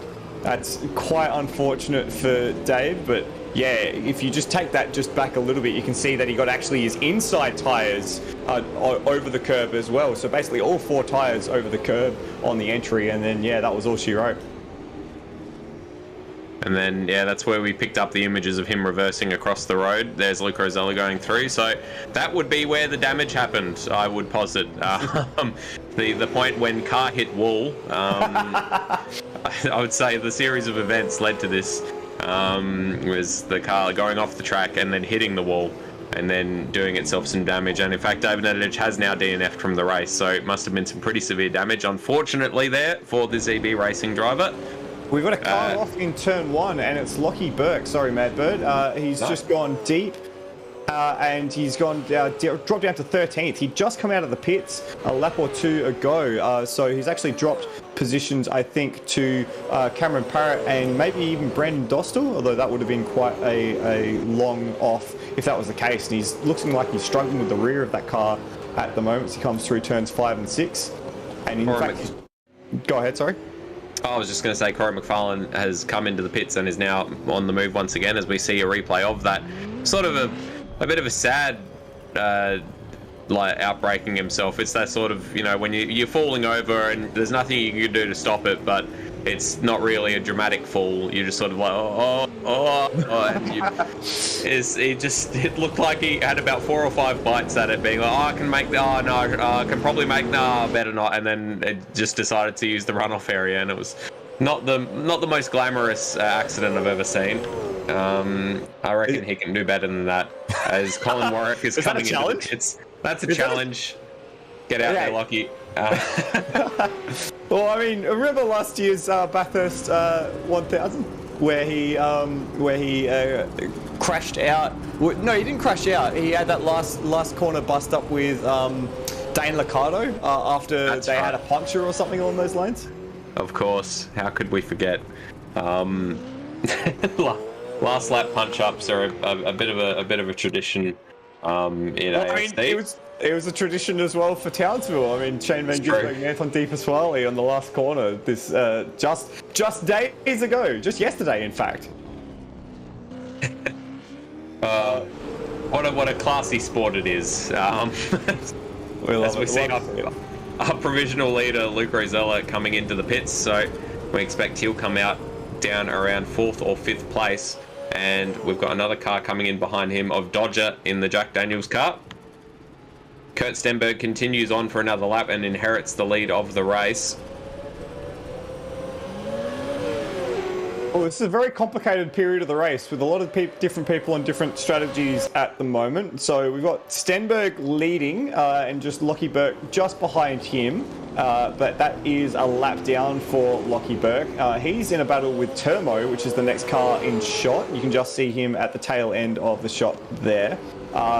Ethan Warren is the next car on track, and he's only 10 seconds further back from Kurt Stenberg. So Stenberg still has another stop to take. Dane Warren is next behind Ethan. That's a 6.5 second gap. And interesting to note that the gap between Warren and Rosella, remember we saw that Rosella was only about a second behind Dane Warren before the pit stops. That's blown out now to 10 seconds. So I don't know what's going on in the pit sequence for Rosella there, but he's lost out massively in that pit sequence. Colin Warwick is behind him. Corey McFarlane's just crossed the line for his, to start this lap. And then we've got Zach Baker, who's just coming through the pits, as well as Steve Warwick and RSM Latino. They're the next group of cars that we've got to look for. Yeah, it looked like a very slow in lap for Luke Rosella. Including the pit stop was 1 minute and 51 seconds, whereas Dane Warren's was 1 minute and 45 seconds. So that's about 6 seconds difference there between the two of them, and that's not including their outlap as well, which obviously would have some difference to it. But Kurt Stenberg pits from the lead of the race. Ethan Warren once again inherits that lead, and yeah, as you say, 11 seconds, the difference between Luke Rosella and Dane Warren now, which is immense compared to what it was before the pit stops. And just as well, Kurt Stenberg's just returned to the track. We're just watching that on screen. He's returned to the track about 6 seconds after it all shakes out behind Colin Warwick. So that gap as well was coming down prior to the stops and is now a bit larger. So he's going to have the best tire quality of this group. Kurt's come in at the start of lap 26, whereas Rosella was in on lap 24. And Dane and Ethan Warren came in on lap 20, so that's a little bit of a difference in tyre strategy. The one that's interesting for Kurt is that he's trying to chase down Colin Warwick, and Warwick came in on lap 23, so there's 3 laps of tyre difference there, so that might be enough for Kurt to maybe make a charge late on the race, but time will tell as we have less than 10 laps remaining, Madbird. Yep. 10 laps to go. I'm just having a look to see where the closest battle on track is, and I'm not sure there really is one. They've all sort of spread out a bit. Closest gap between a couple of racing cars is actually, I think, Turmo and Lachlan Burke, and that's about 4 seconds. RSM Latino and Steve Warwick, a couple of seconds between them, but everyone's sort of, everyone's got their own bit of track and they're just sticking to it. So there's not really too much in the way of battles at the moment to focus on. I will say Ethan Cooper didn't end up covering himself with glory, did he? With his formation lap pit stop and then immediate spin and retirement from the race on lap 1. If you're listening, Ethan, I hope you come back for race number 2. Hope to see a better showing from you for your first night in the main series. Well, I wonder if he just elected to go into the pits to just stay out of the turn 1 ruckus, because there was a fair bit of ruckus, and it was lucky that we didn't end up seeing a bigger accident. But there was only a little contact. Would that count as one of your compulsory pit stops if you made it on the formation lap? That's technically lap 1. It has to be between the start of lap 1 and surely lap 1 implies the end of lap 1. Yeah, okay, fair enough. I know people that would have tried to argue that is why I mentioned it. And I've noticed, in fact, that Ethan Cooper and David Nenadich share a pit garage, so their cars are currently clipped inside each other. I was wondering why it looked so funny. There it is on your screen, viewers. While we've got this little bit of a slow period, how about we take a onboard lap from the view of our number 1 at the moment, Ethan Warren, as he's got just a little bit of traffic ahead of him. And we'll have a ride on lap 29 of 35. Come down through turn 1, which, as Madbird put it, is a bit of a kink. And then into turn 2 here. Looks like Turmo's just run a little bit wide, and this might get a little bit complicated for Ethan in a moment. Turmo's done a very gentlemanly thing and gotten out of the way. We ride through turn 3 now, over the curb on the inside, over the curb on the outside. That little bit of a roller coaster there into the ditch. And then here through 5 and 6, you kind of got to float the car over the curb here. Ethan does it nicely through turn 5 and very nicely through turn 6. Grabs a little bit of grass on the exit, and then makes his way through turns 7 and 8 using a lot of curb. Gets the car settled down nicely and gets the traction in the rear. It's like glued to the road at the moment for Ethan. Very nice. Into the final sector now. Using a lot of curb on the hairpin, and then letting the rear tyre run out. A little bit of traction brake there, but that's all right as we come into the final corner. And then meets that apex really nicely, and that's a lap of Townsville. That lap for Ethan Warren was a 1:11.6, so not his best lap of the race, but one of the fastest laps of the field at the moment. In fact, I think Luke Rosella's the only man on track faster than him, and Rosella did a 11.3 last lap around. So nicely done from Ethan Warren, and he's got a 8-second lead now over his brother, who sits in second place. Very well called there. Yeah, that was a very clean looking lap. At no point did it look like he was in any risk of losing the car, which is good to see. And just very, as you said, just looked like it's glued to the racetrack. So, has managed to nail the setup for this race as Ethan Warren. Might need to hand that setup onto his teammate Kurt Stenberg for race number 2, I reckon. Kurt languishing down in 5th place. Languishing. Oh yeah, hey, like it's all probably a little bit right? harsh. We got 5 laps to go. Let's have a quick Apex rear wing ASC stock take.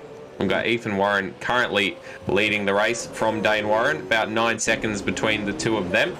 8 seconds back to Luke Rosella in third place, who is still, he is catching Dane Warren, but not with the huge bites that he was prior to the second pit stops, more just little nibbles. Colin Warwick in fourth place, he's up from his starting spot, as is Kurt Stenberg in fifth. They're both up as a result of Corey McFarlane being down 2 positions, currently down in sixth place, and just hasn't, after being very good right at the very start, managing to get up into second place off the start. Corey's sort of just gone downhill from there, unfortunately, so hoping for a better race 2 for Corey. Zach in seventh place, exactly where he started, which he'd probably be pretty satisfied with. Lachlan Burke also where he started in 8th place. Turmo also where he started in 9th place. And actually, I might stop the stock take because I've noticed that these two are actually for position, and they are nuts to butts as they go through turns 11 and 12. So we might keep an eye on this little battle over the next couple of laps, see if anything else develops. But this is for position, and Turmo, let's have a look. Turmo was about a second faster than Lachlan Burke last lap around, so Lachlan must have had a issue somewhere. I think that issue is just called rear tyre grip, unfortunately for Lockie Burke. He looks like he's had a few moments where he's spun up the rear of the car and it looks like it's breaking traction, and both of these guys pit on lap 20, so both of these drivers have the same tyre quality, but it looks at the moment that Turmo is looking a lot smoother than the Napa Auto cars ahead of him as they come through turns 5 and 6 and into chicane.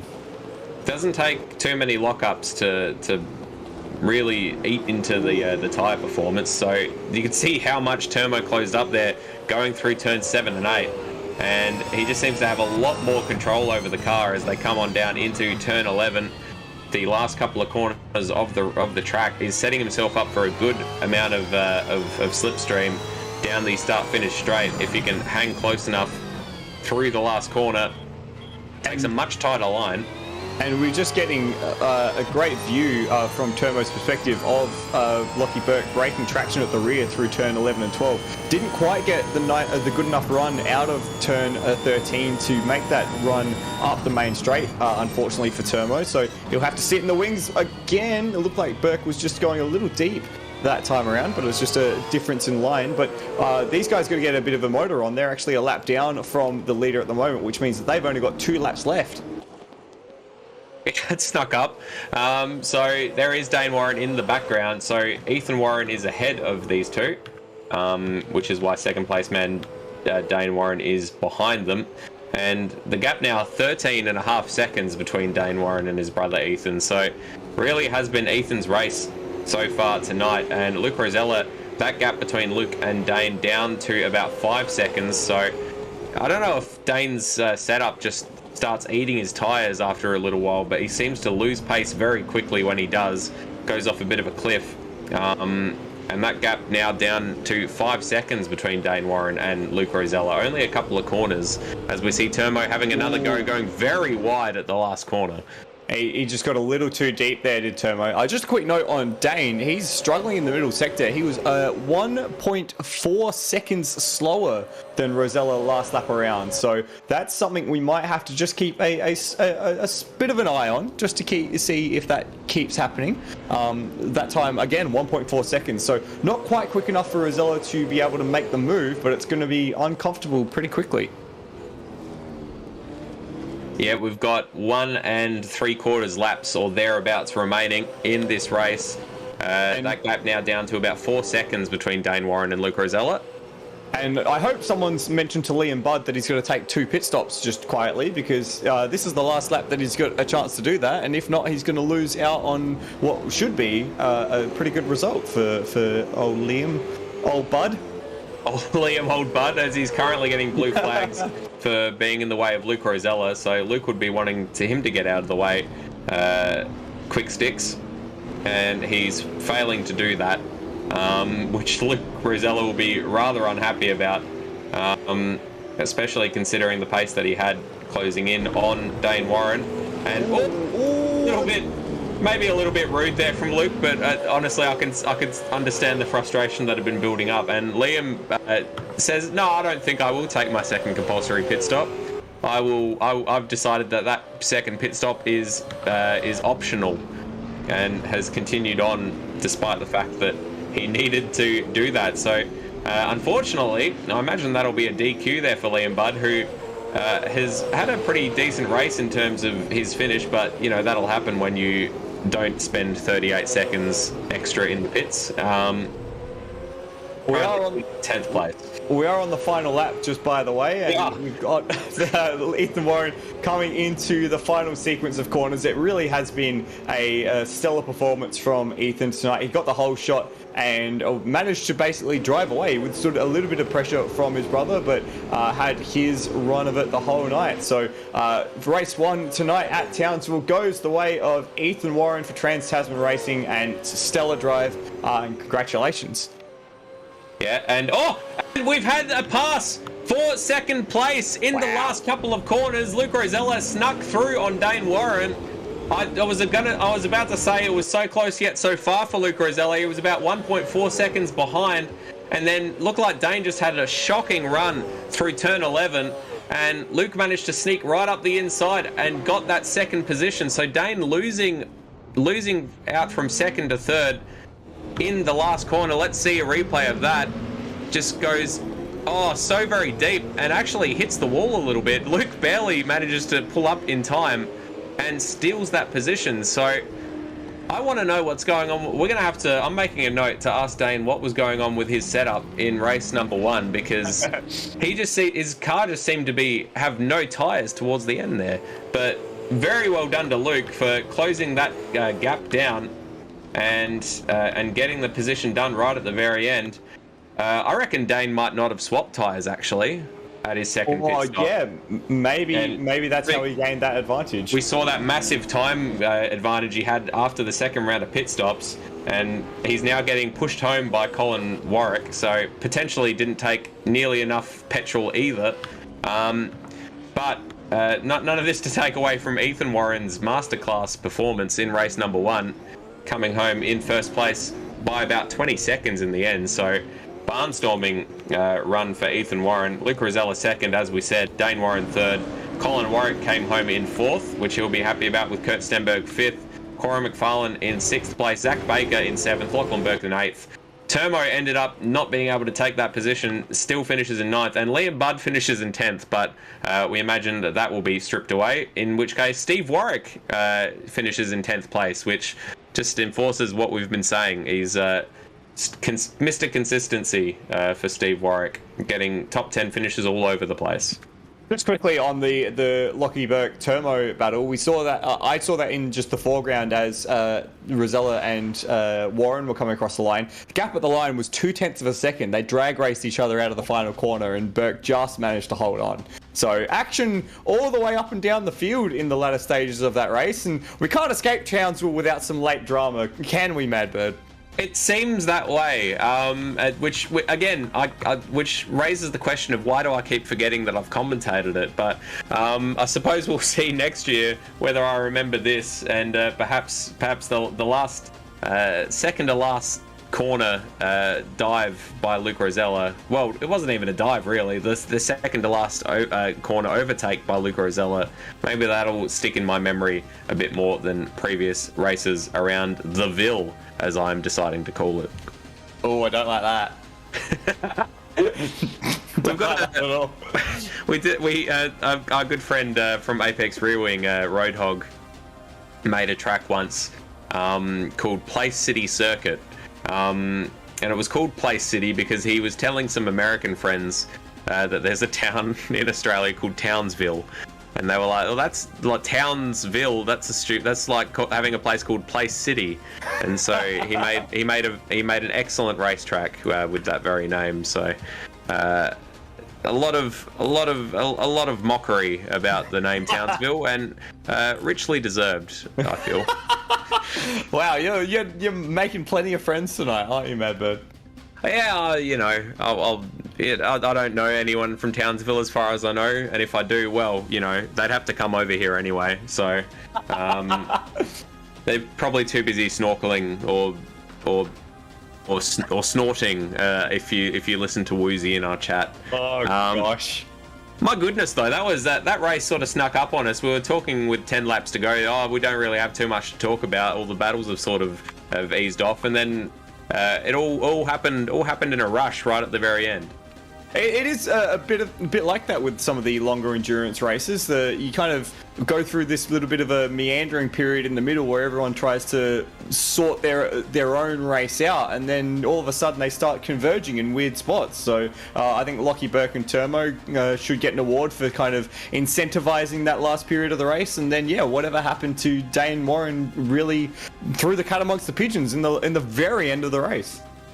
I've made a note to ask him, but thinking on it, he mustn't have taken tyres at the second pit stop to try to eke an advantage somehow, because I can't think how else he would have had such a short pit stop and then, also have had such bad tyre life at the very end of the race. So, nevertheless, I'll be interested to hear his thoughts on why he made that decision, if that was the case. And I guess that would make sense as well, because his first pit stop was on lap 5, so he basically ran a 30-lap stint on those tyres, and no wonder they were cooked by the end of it. No wonder. Yeah, geez. I forgot that he pit quite as early as he did. Bold strategy, Ethan. Let's see if it. Let's see how it plays out. Sorry. As a bold strategy, Warren. I could have just said Warren and would have been safe, but I chose to pick a first name, and managed to get it wrong on a 50-50 split. So that was your first mistake. So we've got that's my first and only mistake for the night. If only. So we've got a little bit of time before race 2, another 10-minute qualifying session and a shorter race, a 20-lap race. Any expectations for race 2 this evening, Madbird, after seeing what we've seen in race 1? Oh, we've seen, especially at Darwin, Dane seems quite good at making setup changes between races that have drastic payoff.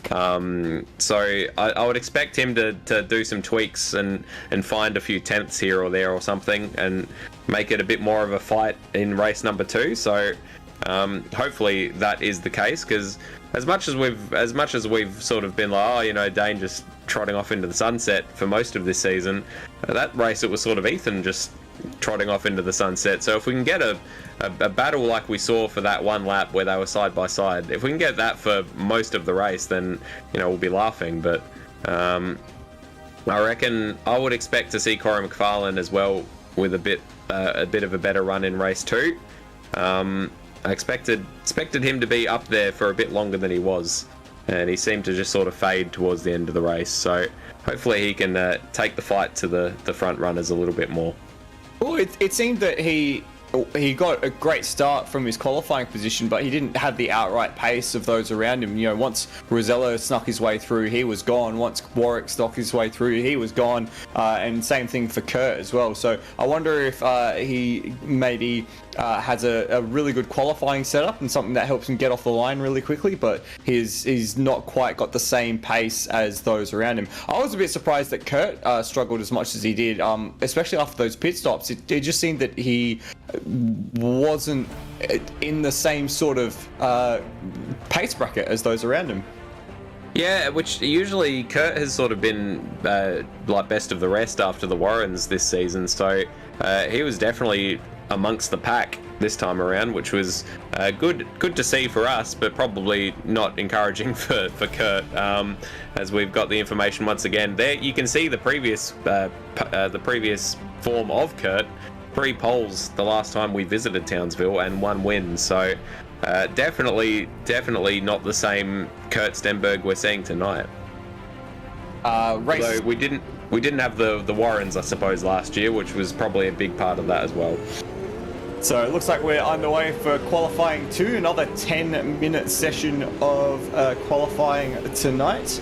As we've seen the cars all file out, 19 cars in this session, and it looks like we've picked up Ben Hall, but we've lost Aquamabite and Ethan Cooper. Unfortunately. So he won't be improving his standings in your eyes, Madbird, unfortunately. Very disappointed, old mate Ethan.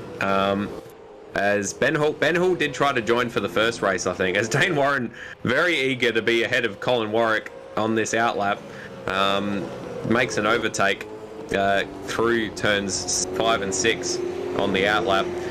Ben Hall did try to join for the first race, but actually was kicked out due to a mismatch with his files, so unfortunately wasn't able to partake in the first race, but has obviously downloaded the right stuff now and seems to be able to stay in the server this time around.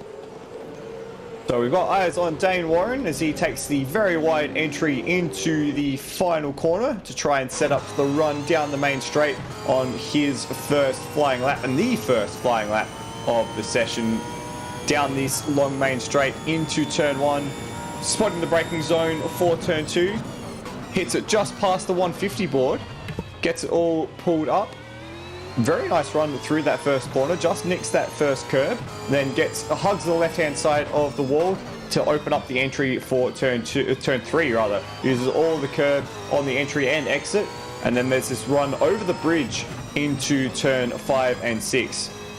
Again, floats the car over the curb at turn 5, using all the curb at turn 6. A bit too much curb there. Actually had his inside wheels over the curb, and now over the concrete for turn 7 and 8. Again, inside wheels all the way over the curb. He's using the full width of the facilities here at Townsville as we come through to the final section of corners. Braking in the straight line as you can into turn 11.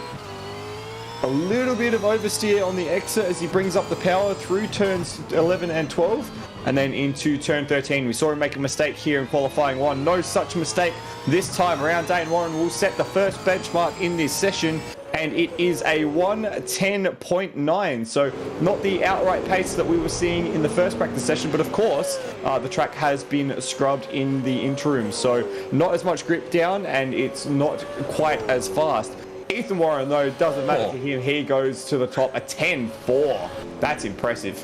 0.4 of a second. I was going to say Ethan had set the fastest middle sector about half a second up on Dane Warren. So that middle sector for Dane Warren, that was a bit scruffy, like you mentioned. That really did cost him. Scruffy Dingo in the chat saying, why did Bud get penalised? He only made one pit stop. It was a compulsory 2 pit stop race, so if you don't do the 2 pit stops that are compulsory, then you have not done the 2 compulsory pit stops. There's many ways that you can say it, but what it boils down to is that he didn't do what he was supposed to do. Unfortunate for him, but nevertheless, it's only 1 compulsory pit stop in this second race, so hopefully he can wrap his head around that one. Colin Warwick currently in 5th place after being fastest through the first sector on the previous lap. He's dropped off a little bit. We've got eyes. We've got eyes on Luke Rosella coming across the line. He jumps into 2nd place. He had a purple middle sector on that lap, and he is in second now with a 10.7. So he jumps in between the Warrens. He's in a Warren sandwich, Madbird. He is. Well, it's a Luke Rosella sandwich with the it's Warrens. A Luke Rosella sandwich with Warren bread. Hopefully not garlic bread that has been. Well, I won't talk about what we were discussing before. Let's leave that one well enough alone. Brandon Dostal improves. He's up into 11th. Lockie Burke hasn't made it out on track yet. Neither has Liam Budd. And Zach Baker is on his first flying lap. We got eyes on Termo as he exits the final complex of corners.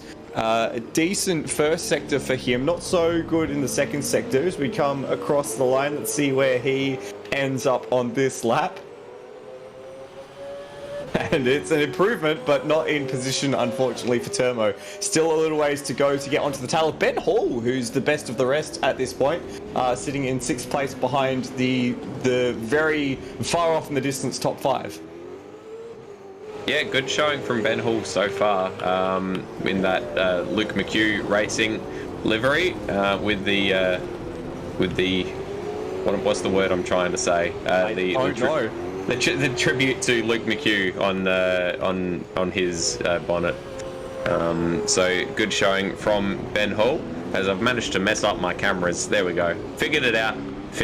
As Dane Warren is setting out to set a new lap time, but he's got Kurt Stenberg for company, and Kurt is not eager to get out of the way for Dane Warren.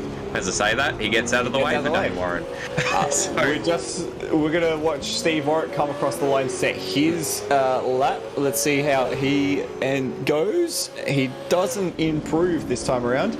And then here is what we were talking about before: Dane Warren and Kurt Stenberg and Ethan Warren just ahead of these guys as well. So all three of them are about to start a flying lap, and we'll keep eyes on their lap times as they go around the track. So Kurt will be getting a nice slipstream from Dane Warren all the way down this straight, but he is going to have the downside of having Dane parked on his apex for every turn-in point. So it's going to be probably a net loss, I would expect. He is up on his PB so far, is Kurt Stenberg, and Dane Warren is also up on the first place time of Ethan Warren. So Dane was the fastest first sector, a 20.9 versus a 21 flat for Ethan and a 21.1 for Kurt. Second sector, Dane's up a half a second on his PB, but Ethan Warren set the fastest middle sector of the session, a 16.4. So Ethan's still looking like he's got this one under control for the moment as they navigate the final sector. Yeah, so great pace there from Ethan Warren. Just has one more corner, to negotiate, and it looks like he's done so quite cleanly. And he's coming down to cross the line, does so with a 1:10.2, so he improves. Dane Warren also improves, but not quite enough after improving 6.5 tenths on his previous time. Incredible showing from Dane Warren, but not quite enough to make the position on his brother. So it was how important was that 2 tenths that Ethan Warren gained on that lap? It was a 1:10.258 for Ethan Warren with a purple middle sector and a purple final sector. A 1:10.273, 15 thousandths of a second separating the brothers at this stage of qualifying. We've got eyes now on Luke Rosella. He's just made his way through the second sector. He hasn't improved, but Dane Warren is improving again, and Ethan Warren is improving again. Ethan's got a 10th in his back pocket at the moment. Dane only 200ths as they come through the final sector, and there's a little bit of traffic just ahead of them in the form of Luke Rosella. So that will be something that Ethan will have to worry about. As we catch Rosella come across the line, you'll see Ethan coming to the shot just behind him. And then Dane again. These are going to be very hot laps from the two Warren brothers. Dane lost time in that last sector, was not able to improve. Ethan did improve by about half a tenth. I think every time Dane is getting to the end of Sector 1, he's up on Ethan's time, but down on his own. So I think Dane might be geared more for straight line speed, whereas Ethan is geared more for the twisty bits, as I so unsuccinctly put it. As Luke Rosella bouncing over the curbs through his Sector 2, Zach Baker still only good enough for 7th at the moment. So we've got just over a minute left in this qualifying session. So if you're not out on track now, you're not going to get another lap. That means no more laps for Stephen Warwick, David Nenadich, or a Klimavite. I just caught eyes of Corey McFarlane, who was all crossed up in the braking zone for the chicane and had to straight line the chicane there. He's currently in 8th place, and he's just trying to find a little bit of room to get a lap started. Dane is just going to get another lap in, it looks like. He's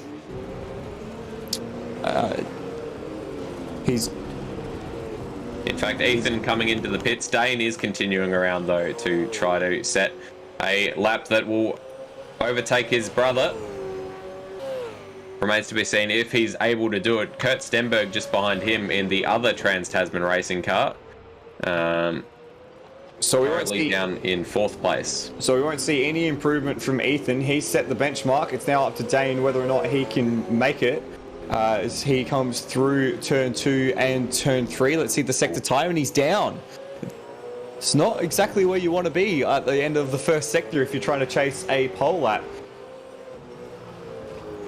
Brandon Dostal comes across the line. He doesn't improve. no improvement either from Ben Hall, so they're done. Second sector for Dane Warren, no improvement as well. Yeah, unless he has an absolutely massive last sector, then Dane will not be improving. So Ethan looks like he's pretty safe in that pole position. Luke Rosella just coming around the last corner, trying to improve, but he did not set the timing screens alight with his previous 2 sectors. And Dane, in fact, comes into the pits, so Dane gives up on that one. Luke does not improve, so he will be starting from 3rd once again. Kurt Stenberg looks like he's going to be starting from 4th. In fact, will be. Comes into the pits. Colin Warwick from 5th. And Ben Hall from 6th. So very good showing from Ben Hall. Zach Baker in 7th, although he's coming around the last corner as we speak. Seeing a quick replay of Ben Hall having an accident, it looks like. Oop. Trying very hard to have an accident. As we've been watching that, Zach Baker has actually set a time and overtaken Ben Hall for that 6th place. So Zach Baker improves up to 6th, and Hall down into 7th. And Corey McFarlane will be starting from 8th after starting from 4th in the first race. So that's a bit of a disappointing showing there for Corey. Yeah, it'd be hard to be the cork in the bottle from that position. Zach Baker half a second up on his PB on that final lap. Did it at the line to jump into 6th place. Another one to get a position on their last lap, Termo jumping from a 10th into 9th with a final lap dash. Very intriguing session there, Madbird. How about the gap between the two brothers? It was only, less than a 10th of a second at the top between Ethan and Dane Warren. Well, yeah, we saw in the first qualifying session that we probably would have expected Ethan to be on pole, but he had some traffic on his lap. So I suppose this is probably the result we expected to see. But definitely much closer between the two than it seemed in race number 1. I suppose that we have to see if the qualifying setups carry over in the same way into the race, or if we're going to see a repeat of race number 1. I will say, towards the start of that qualifying session, when you were walking us through a lap, Michael, I took the opportunity to dive across the hallway and get myself a full glass of water. Didn't pay attention to which way the mixer tap was facing, and so I've got myself a nice tall glass of lukewarm water, which I can't say is as refreshing as I was hoping. But that's just a little insight into my current mental state. Well, I mean, on a night like this, well done, Stairs, bringing up. It's hideous. Not so squeezy. That's brilliant. That does not look like it was a real. That does not look like a real billboard. Like, it's not centered on the Hino. Yes, those were the technical difficulties, as which that. Yeah, it's. I don't buy that. Not at all. That's brilliant. That's. You just have no words for something like that. It's what I miss this about when Maddie and I would do the commentary for Apex Rear Wing, and Stairs would sort of broadcast direct. He would always, I suppose because he's not concentrating on yammering, he has the time to find weird things to focus the camera on, which was always a delight. If it's stuff like that, I can clearly see why. It's beautiful. It's beautiful. That's. Oh yeah, we've got some very poor quality crowd. That man is standing in a odd way, and that woman, look at her legs. That is at least 60% of her body length is legs, which is not a healthy proportion to have, I would say. The standard Townsville clientele, isn't it? Well, they're not, now I'm not making friends. Look at these people enjoying themselves. What are they holding? Is that a dog? Is that a dog, or is it like an umbrella? Those people behind, they don't. That one woman in the sort of teal tank top, she's looking, admiringly at her friend, who appears to be paying no attention to her whatsoever. So I imagine there's some sort of, tragic love story between the two of them. And she blows on the right-hand side. However, we've managed to waffle through the warm-up session. Here is the track info for what feels like the 5th time tonight with the corners that I may dispute, but nevertheless are the corners that whoever decides what corners should be numbered have decided on. So who is it? Who am I to disagree with them? Sweet dreams are made of these. Some excellent Eurythmics references going on in the chat. I'm a big fan of that. It was like Stairs was Doug, the dog from Up, seeing squirrels everywhere, says Roadies Racing in reference to the Apex Rewing Cut 2 moments. And we're off for our formation lap, Michael. Why don't you take us through the grid? My pleasure. Anything to get us back on track. Ethan Warren will lead us away from race 2 tonight. Race 1's winner in the Trans-Tasman Racing number 59 machine. He took pole by less than 1/10 of a second over Dane Warren in the Coanda SimSport S7 machine. Dane finished 3rd last race after losing tyres right in the very end of the race. Luke Rosella, our 2nd place man from the 1st race, will start from 3rd in race 2 this evening, and he has Kurt Stenberg for company on road 2 of the grid in the 2nd of the Trans-Tasman Racing machines. Colin Warwick, the 2nd of the series admins, will start from 5th place in the Warwick Racing Team number 53, with Zach Baker, who jumped up to 6th place with the last lap in qualifying in the number 512 Mustang. Ben Hall will start from 7th in the Luke McHugh Racing number 20, and he has Corey McFarlane for company in the Master Foods, it's just the Master Foods car in 8th place. Turbo will start from 9th in the Turbo Motorsports number 51, and he has RSM Latino next to him starting in 10th, and that rounds out the top 10. Brandon Dostal will start from 11th in the Pertec liveried machine. I quite like that livery, actually. He has the ever-present Maple Leaf SimSport number 5 of Cameron Parrott, who battled through race 1 and will battle through race 2. 13th place is Steve Warwick in the Warwick Racing Team number 63 car, and next to him is Liam Budd, who took 10th at the line in race 1 but was penalised for not completing his compulsory pit stops. David Edidich will start from 15th. Hopefully he has a better race in race 2. Aklimabite will start in 16th. Dodger will start from 17th. Stenny will take 18th, and Lockie Burke will start from the rear of the field after not setting a lap in the qualifying session. 20 laps for race 2 tonight, a single compulsory pit stop to do. Mad Bird, let's get right into it. Yeah, I'm hyped. I am the hypest I've ever been as we line up for race number 2. We've got the revs rising, and we have got 1, 2, 3, 4 lights. And they're out, and it looked like Ethan was a bit more on it than Dane Warren, but Dane with a better start overall, I think. He is alongside, bumping actually, and Kurt Stenberg bump drafting Dane Warren through turn 1 and trying to dive down the middle of them both. Realised that wasn't going to happen and wisely backed out of it. So Dane Warren has managed to take the lead through turn 1 and 2 with the 2 Trans-Tasman guys squabbling over his backside. And it's going to get very complicated very quickly as the field squeezes through turn 3, trying to sort their way out into something that resembles a single line. Ethan's trying to go around the outside of his brother through turns 5 and 6, but they all managed to sneak through after squabbling plenty through the field. It looks like everyone's actually managed to make it through. Very well done. I was expecting a lot more mess in both races, but both first laps have been rather clean, it must be said. Ethan still right on the back of Dane as they come through the last sector, so Ethan looking to hook up a nice slipstream down the start-finish straight, make a move into turn 2 perhaps, basically glued to his brother's rear bumper as they come through turn 13 onto the start-finish straight to complete the first lap. Oh, we've got a bit of something happening at the back of the field. It looks like someone's been tagged out of the final corner. It might have been Brandon Dostal. They've all managed to get out, and Steve Warwick, a drive-through penalty. Not sure what that's for at this early stage. Yeah, Steve recovering to the track and getting a drive-through penalty, so I'm not sure if the game thought that he'd cut the track or something similar.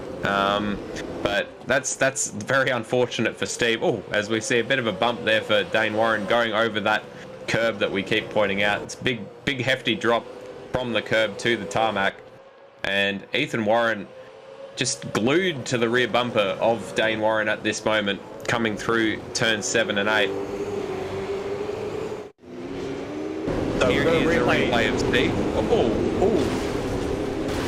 So it's a pit lane speeding penalty for Steve, or something along those lines. That's or maybe entering the pit lane and then exiting it, perhaps. But that is very. Hopefully, one of our admins is able to wipe that mid-race, because that seems incredibly unfair to Steve. And a bit unlucky too. Who was the car that tagged him? Was that Zach Baker or David Nadadich? It did look like a ZB racing car, and it might have been Nenadic based on the positions in the field. As we're still watching this battle for the lead, Zach Baker currently sits in 6th place, just at the tail end of this battle, and in fact he might sneak through on Colin Warwick, who just runs a little wide through turn 2, but that's just in the background of shot there. We're still watching the battle of the Warrens at the very head of the field between Ethan and Dane, and here's Steve taking his drive-through penalty, his very much unearned drive-through penalty. That's very unfair. I believe that Cameron Parrott had a big moment coming through the last corner on the last lap. Not sure if we're able to get a replay of that, but it's a little while ago. Dane Warren, though, is stretching this advantage over his brother just a little bit, and Ethan doesn't seem to have the huge pace advantage. Any big mistake there going through turn 12, as we see Cameron Parrott just going off in turn 1. I think he might have some damage. Yeah, he made contact with Brandon Dostal there, and that's why he was slowing up. Very good. Penalty should be cleared. That's hard luck, says Rossi in the chat. Absolutely it is, but I suppose Steve's already taken it, so you can't really take that back now. We've got another replay here, and this is what I saw in the background of shot. Cameron Parrott just getting tagged by Brandon Dostal, and I just want to bring us back to live action if we can, because we've got to move on for 3rd place between Luke Rosella and Kurt Stenberg. Rosella's actually done the under-over, and they made contact on the entry to turn 3, and now this is going to back up this group of 4 now, with Colin Warwick really incentivized onto the rear of Kurt Stenberg as they come through turns 5 and 6. Can Kurt respond as he gets all sorts of out of shape through turn 6? Luke Rosella doing very well to hold on to this position at the moment. They are about 4 seconds now behind the leading pair, who you can see just up the road there in the front of shot. And Ethan Warren doesn't seem to have the abundance of pace over his brother that we saw in the first race. He's now 1.5 seconds or thereabouts behind Dane, as Luke defends into the last corner. Kurt Stenberg trying to take a slightly different line, as Kurt looks like he's getting a bit of a helping hand from Colin Warwick behind him, and Colin losing a bit of speed as a result as well. Zach Baker also hanging with this lead pack. Corey McFarlane, meanwhile, who was up amongst them in the first race, down in 7th place and a few seconds behind this second pack. Yeah, I'm not sure if Corey has the outright pace to be able to chase these guys, but maybe if they keep squabbling like they have, he might be able to tack onto the rear. It was actually a really good move by Rosella, setting Kurt up out of the final corner, and they drag raced down the front straight, and he basically left Kurt with nowhere to go and took the high ground away from him. And yeah, it was already put about half a second to a second into that gap now between Rosella and Stenberg, as Stenberg seems to be just struggling a little bit with the curbs and getting the car settled, and he's actually looking more vulnerable to Colin Warwick as than he is attacking Luke Rosella at the moment. Ethan's managed to cut that deficit in half. It's now only 0.4 of a second between himself and Dane, and just as you were saying, Luke Rosella said to Kurt, "I have the high ground, don't try it." And then Kurt did try it, and as you can see now, Kurt is 1.4 seconds behind Luke Rosella. I was waiting for that. I was waiting for that reference to come back. You just kept talking, and I was like, well, I'm saving this because I'm going to say it regardless. As Kurt loses that position to Colin Warwick going through turn 2, but Kurt going to try to fight it back around the outside. Colin doing a good job of covering it off, and Kurt has to slip in behind him on the run down into turn 3. So good overtake there from Colin Warwick, as Kurt is frustrated once again. Luke Rosella still about 3.5, 4 seconds behind this leading pair. Although Ethan now glued onto the back of his brother's bumper once again, so took a couple of laps to just settle himself and has just come back once again renewed. And the move's going to be on here. Dane goes defensive into turn 11. Ethan tries to go around the outside. If he can stay out there, it becomes the inside for the final corner, but he can't hang out. Dane does a good job of blocking that, blocking the line, rather. And they come through the final corner. As Madbird would say, nuts to butts through the final corner. And down the main straight. We're already 6 laps down in this race. We're already a quarter of the way through, and we're seeing our first pit stops. It's Kurt Stenberg who comes into the pits on lap 6. And Corey McFarlane as well, by the looks of it. So 2 of what we would call our front runners, as Ethan Warren tries to get the position done through turn 2, isn't able to do so. Dane covering that off very well and parking it right on the apex. As Rody says in the chat, park that bus, Luke. Dane Warren is currently the one parking the bus, and Luke Rosella is actually gaining quite a bit of time as these two are squabbling over the position. Oh, as I heard a crash somewhere. I heard a yellow flag in this sector. Oh, and it's Steve Warwick, I think, who's managed to find himself outside the track. Oh, so that's unfortunate. He's managed. Oh, Steve rejoins the track and very nearly takes out his son, Colin Warwick, but manages to avoid on this particular occasion. So that was a bit of a hairy moment. And we saw as well Dodger make contact with the inside tyre barrier into the turn 11 section. Here's that moment for Steve Warwick as he went over the curb and, out of the track. That's a very weird one. Zach Baker looks like he's... Oh, sorry, David Nenadic has just exited the pits right alongside this lead battle. As Ethan's going to try to go around the outside at turn 2. He's going to get a run out of track, surely. No, Dane leaves him the space. Ethan sneaks up. He was very, very deep. Dane left him the space. Very good racecraft between these two. I imagine they've done a lot of practice racing each other. And they're side by side coming through into turn 4. Which doesn't exist. Turn 5, they are once again line astern with Dane holding onto that position, but this seems like it's getting harder and harder for him to defend. And Ethan's going to try and sneak through on the inside. Dane missed that apex entirely. He's going to go all the way over the curb. Can Ethan get the traction down? No, not quite yet. We're sitting on the hood of Luke Rosella, who's got the best seat in the house. Dane goes defensive once again. Ethan goes straight to the outside and he tries to wrap around. He's ahead as they get to the apex. He's going to stay ahead. They're side by side through the final complex of corners. This is only lap 7. We've got 15 laps left to go. Dane's gone wide in the final corner. Ethan's going to close the door, but they're going to go side by side down the main straight, it seems. Luke Rosella into the pits, so we lose that hood ornament camera from him, but Ethan managed to get the position done through turn 13. Dane is trying to get a bit of slipstream, get the position done back down into turn 2, but Ethan seems to have just enough pace to eke out that position. Dane tries to slip up the inside, but Ethan covers it off well enough, and it looks as if Ethan has got that position done. I mean, you say that, but they're literally... Oh, into the wall! He's pushed into the wall! Oh, that looked like a hefty impact.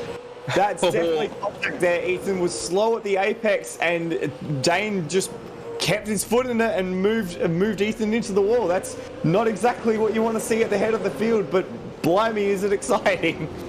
That's, I'd be expecting Dane to give that position back, I would have thought, because it certainly seemed like he benefited from forcing his brother off the track. But Ethan doesn't seem to have, there's no huge tyre smoke or anything popping. It looks like his car is okay, one would hope, although they're both diving into the pits now, so, that was very close as they both came down to the pit lane speed limit. Once again, nuts to butts as they traverse the pit lane.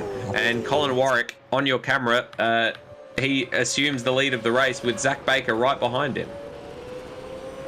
Oh, sorry, David Nedich a lap down right behind him, so another ZB car. Termo is actually in second place, about 12 seconds back from Colin Warwick. So Colin is making this first pit stop very late. As we've seen, Colin does like to run long. Indeed he does. There is Zach Baker in the pits as well. And it's going to be Dane who sneaks out of the pits just ahead. So it's as you were for the moment between the two Warrens. And they've rejoined just ahead of Dodger, it looks like. Oh, Luke Rosella! Oh, there's a crash! Oh, Luke Rosella just coming with an absolute rate of knots behind the two. I don't know if Ethan was just completely unsighted, but moved a little bit going through turn one. And Luke Rosella made contact and slammed into the wall. I would...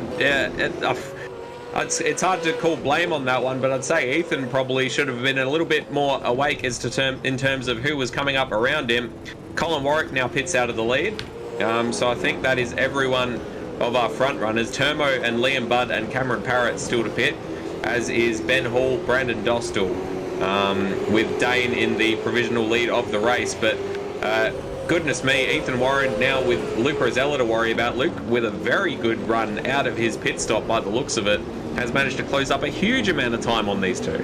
And that would be the undercut as well, combined with these guys fighting over that position with complete abandon for what was happening around them. We've got a replay here. So this is the onboard from Luke Rosella as the two Warrens came out of the pit. You can see Ethan, it's almost as if, wow, that's a hefty impact. It was like Ethan saw, it was reacting to where Luke was going, and so that's quite, I'm not sure that one's going to be one for the stewards.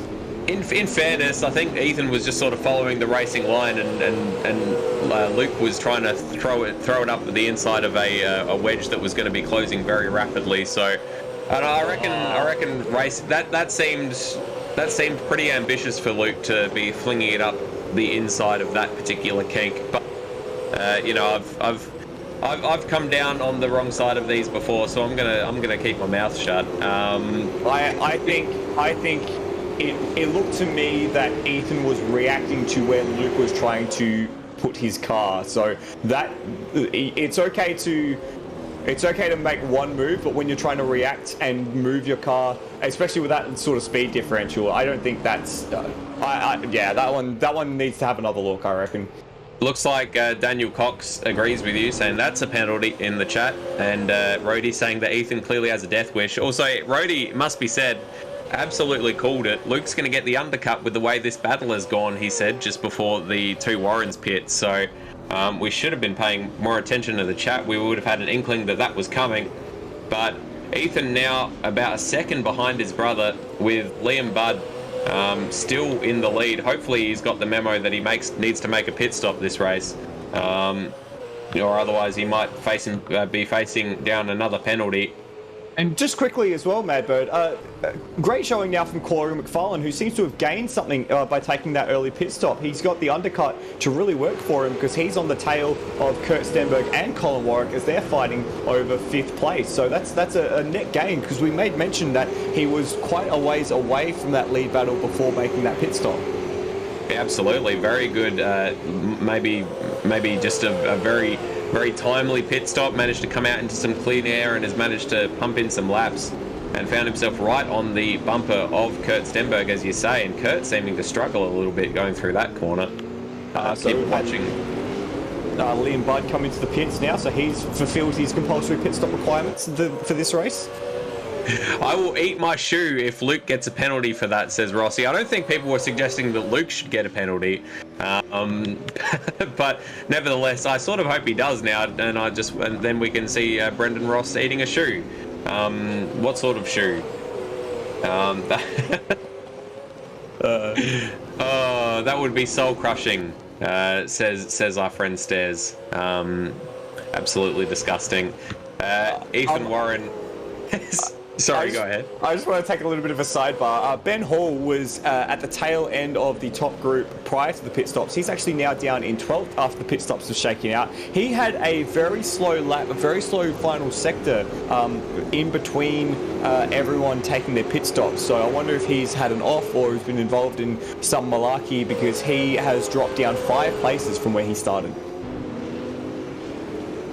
At the front, Ethan's cut into that advantage once again, down to 0.6 of a second. We've got 7 laps to run as soon as they cross the line, which they're coming up to do now. As you can see, Corey McFarlane right on the back of the other Trans-Tasman racer of Kurt Stenberg, starting the run down the start-finish straight, so he'll be getting a decent slipstream all the way down into turn 2. Turn 2, which is where the Warrens currently are. And just quickly, Ethan has set his fastest lap of the race an 11.2, so he took half a second over Dane that last lap. And Luke Rosella not losing touch with these two either. He's about 1.5 seconds behind Ethan Warren at the moment, but as we saw, the second the Warrens start battling, he closes right up. And Corey McFarlane doing a very good job here. As you can see, just slaloming through that chicane, staying on the back of Kurt Stenberg. And through very messy turn 7 there for Kurt Stenberg, has put Corey right on his bumper as they come into the last sector of the lap. And he's going to have a go down the inside. No, thinks better of it. Oh, throw it down there, Corey. Be brave. He might be trying to set something up for the final corner. Kurt stays a little defensive and then widens out the apex. Goes a little wider than the apex, in fact, and that invites Corey to take a bit of a narrow line on exit, see if he can get a run down the main straight. He's pushing Kurt down the main straight. It's going to be complicated in a second here with Stenny just ahead of them as well. This could get a little hairy as they come into turn 2. Stenberg on the inside, McFarlane around the outside, and can't quite get it done just yet, but Stenberg lit up the rears and will hold on for the moment. But this is going to get very difficult as they try to navigate the traffic. Who actually steps aside, makes it very easy for them. Yeah, Stenny Sr. gets out of the way of his son and Corey McFarlane sneaking through, but Corey seems to have a much more pace than Kurt at the moment. It looks like he wants to go around the outside of turn 7. That's never going to work, and thinks better of it. Slots in behind Kurt Stenberg once again. Is he going to have another dive down into turn 11 or have a sneaky look anyway? It looks like he is. And he's got the braking done. He gets a little bit sideways into the braking zone, but manages to hold on to that position. Nicely done in the end. It looked like it was all about to go pear-shaped, but Kurt straight back down the inside. Doesn't want to take that position lying down and gets it back. So we've only got 5 laps left for these guys as they come across the line. And so they've got to sort something out pretty quickly. Meanwhile, at the front, the gap now is out to a second between the two Warrens. So Dane's actually just managed to stretch away. As we're still watching Corey McFarlane dive to the inside at turn 2 this time. And the over-under is on and Kurt gets it back again. This is a great scrap between these two, swapping back and forth. Ethan just does not seem to have the pace this time around, probably carrying a little bit of damage from his shove into the wall earlier. And Luke Rosella also losing time to Ethan Warren ahead. So Luke probably nursing some damage as well, I would expect. So closest battle on track at the moment is this battle, Corey McFarlane and Kurt Stenberg, I forgot his name for a second, as they come through the last sector. Have a look at the sideways action for McFarlane through turn 10. He's really got the bit between his teeth here as he tries to get into the top 5 of tonight's second race. Stenberg still doing enough just to hold on. He's leaving, doors ajar, but Corey hasn't quite got the car positioning at this stage to be able to walk through them at this stage. He's at this stage. He's leaving the door. He's leaving the door ajar, but there's a bucket of water resting, at the top of the door, and he's just like, "Go on, open it and see what happens." To Corey, and then every single time Corey pushes his way through that door, he gets plunged with an overtaken bucket of water. But will that occur on this? As we see a little bit of moonwalking there as the server chugs. Kurt manages to hold on to that position. No, he's lost the position. So the bucket of water dodged by Corey McFarlane on this occasion, managing to hold on to that 5th place. You're really committing to the metaphor, aren't you? It's a long bow, but I've drawn it, and I'm not making my arms hurt for nothing as they go through turns 17 and 18. It's now roles reversed with Kurt Stenberg right on the back of Corey McFarlane. Not quite as close as Corey has been on the previous laps. Will Kurt go for a dive? He chooses not to, probably wisely, as the leaders start lap 18 of 20, so only 3 laps left to go. And you can already see McFarlane's just eked out a few car lengths, a bit of a lock up there for Stenberg as they come through the final corner, and that should be the move well and truly secured. We'll look further up the field. The gap's actually come down slightly between the two Warren brothers, and as well the gap for third place between Luke Rosella and Colin Warwick has not been settled just yet. Warwick was 9/10 of a second faster last lap around, as the gap is only about a second at the moment, and Rosella's not looking comfortable behind the wheel of that car. Lost it a further 8/10 of a second through the first sector. So the battle for third is something that we got to keep an eye on in this late stage. We've got 3 laps left. Yeah, I reckon Luke is definitely nursing some damage from that contact with Ethan, where he basically got shouldered into the wall. So that definitely wouldn't be helping his case for third place. And Colin Warwick right on his bumper now. That gap has just evaporated down to half a second between the two. At the front, 7/10 now separate Ethan and Colin as they start the second to last lap. But it doesn't look as if it looks like Dane's just sort of managing that gap. Ethan doesn't seem to be able to get any closer, although he did just set the fastest lap of the race. But obviously not quite faster. No, he didn't. Where am I getting that information from? And the move has been made. Colin down the inside of Luke, and Luke's going to try and fight back. Forces Colin to the outside through turn 3. Colin has to just slot back into line, but it looks like that number 55 car is hampered in some way. It does not look like it's got either full power or full drivability. Something's not happy in that Synergy Sim racing car, and Rosella is really working hard to keep Warwick behind him. Yeah, car might be a little bit left hand down or right hand down. I'm going on the inside to see if I can get a look at the steering wheel, but Colin Warwick is through. That is a very good unexpected overtaking position for Colin Warwick as he swoops up into third place. So up 2 positions from his start. Very well done for him. Corey McFarlane, meanwhile, behind them as Luke Rosella comes into the pits. So damage must be very significant if he doesn't think he can make another lap, or otherwise maybe underfueled himself. Maybe undertired himself. Maybe, very, very true. Gap at the front is almost as close as it's been all race. As we're on the final lap now, Madbird. It's gone quick at the front here, and it's only, 2 or 3 car lengths between the two Warrens as they squirt out of turn 3 through turn 4 and into 5 and 6.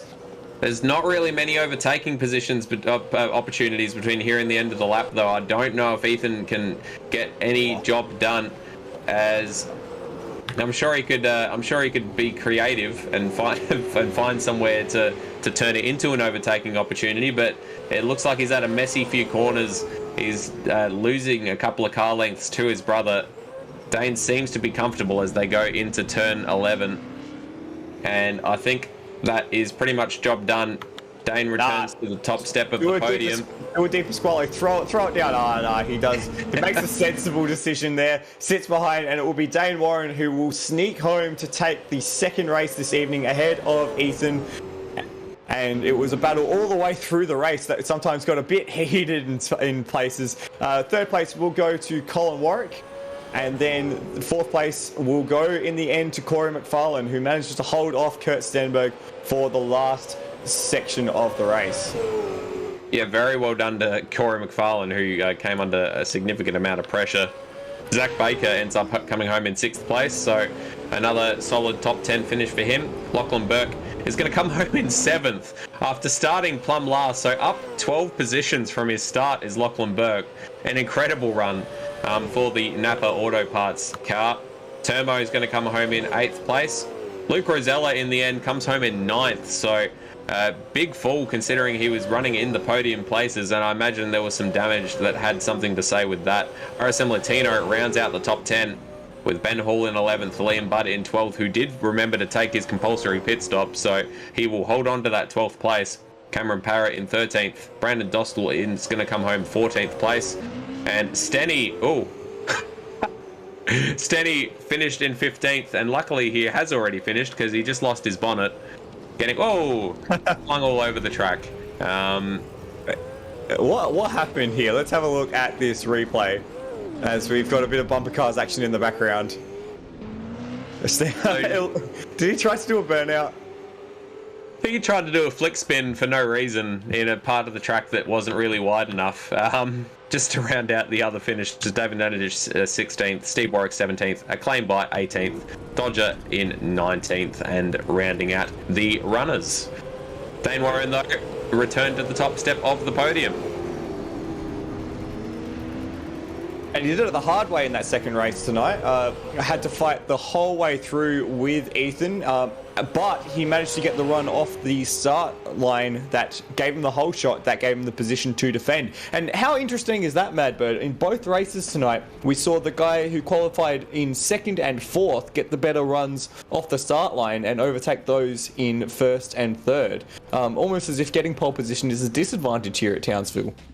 Well, it's on the outside, which is the racing line, but probably not the ideal line to be running down into the first corner, I suppose. So, yes, what a action-packed last couple of laps there. Once again, Townsville delivers the goods for race number 2, and we'll just wait and see if any of our podium sitters of the Warrens, Luke Rosella and Colin Warwick, are around to hop down into the chat for an interview. But well, how did you find your yearly return to ASC, Flatty? How did you enjoy the racing tonight?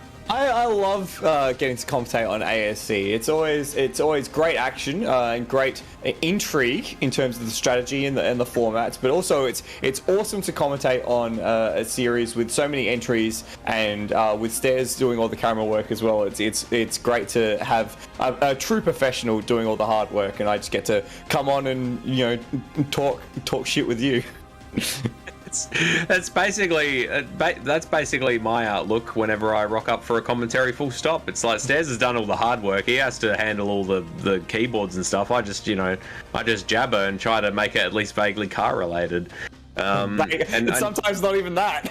I'd often fail at even that, exactly. So, but yeah, what a cracking couple of races. We're not seeing anyone up. I reckon we've got a couple of people in the waiting room. See if they choose to deign to oh my goodness, choose to grace us with their presence is the words that I was trying to say. You got there in the end. I'm proud of you. I did. It took a little while. Luke's problem is he didn't do enough laps, Kurt Stenberg says in the chat. He's not wrong. My goodness. We'll see. It's a tiny bit harsh. You've been a tiny bit harsh all night, though, so I'm not sure you can say too much. No, that's very true. I have. What can I say? I have high standards. This we know this to be true. Speaking of high standards, one of the series admins has joined us. Colin Warwick, congratulations, third in that second race, but a good, interesting, intriguing night of action for the whole field. How was the races from your perspective? Hey, that was good fun as usual over here. Yeah, I enjoyed it, except qualifying. I just couldn't put the lap together. I was fast in one sector and then I'd wobble in another. So yeah, that was frustrating. But yeah, I'm happy with the race results tonight. I thought I deserved to finish where I thought I would be. So yeah, no, it was good. And you took a fourth in the main race tonight, and then a third rather in the sprint race. Just talk us through that sprint race. You stalked Luke Rosella for a long time, and then managed to make the move as he was running into some issues. Just what's that like from your the driver perspective? I knew pretty early before I caught him, maybe 6 laps, that he was in trouble with fuel. So I just put my head down and tried to push. Luckily, he was running out of fuel because I cooked that left rear really badly. So, yeah, pretty lucky to get the result. I thought Luke definitely deserved the third place. But, yeah, no, it's anytime your competitors stuff up something like that, you want to capitalise because it helps in the championship. So that's my focus from now, and we'll see how we go. And you did a great job capitalising on those who had problems tonight. Kurt Stenberg didn't have a strong race. Corey McFarlane dropped away as well. Zach Baker as well ran into problems. You ended up being the best of the rest outside of the Warrens. I know that's not where you want to be, but that's still a pretty good place to be, though, isn't it? Oh no, it's definitely a good place to be. Anytime you're pretty close to those two boys, you know you're doing a good job. So yeah, no, it's good. little bit of work to catch them, but yeah, fortunately, I will be partnering with Ethan later on for Bathurst, so hopefully he can give me some more setup tips and stuff, and we'll bang our heads together and see what we can come up with later on in the year. But yeah, on to the Bend next round. I was pretty strong there last year, so we'll see how we go. We had a very dramatic races at the Bend last year, from what I remember. So I suppose we'll wait with bated breath to see if they, if your last lap, last breath antics happen once again.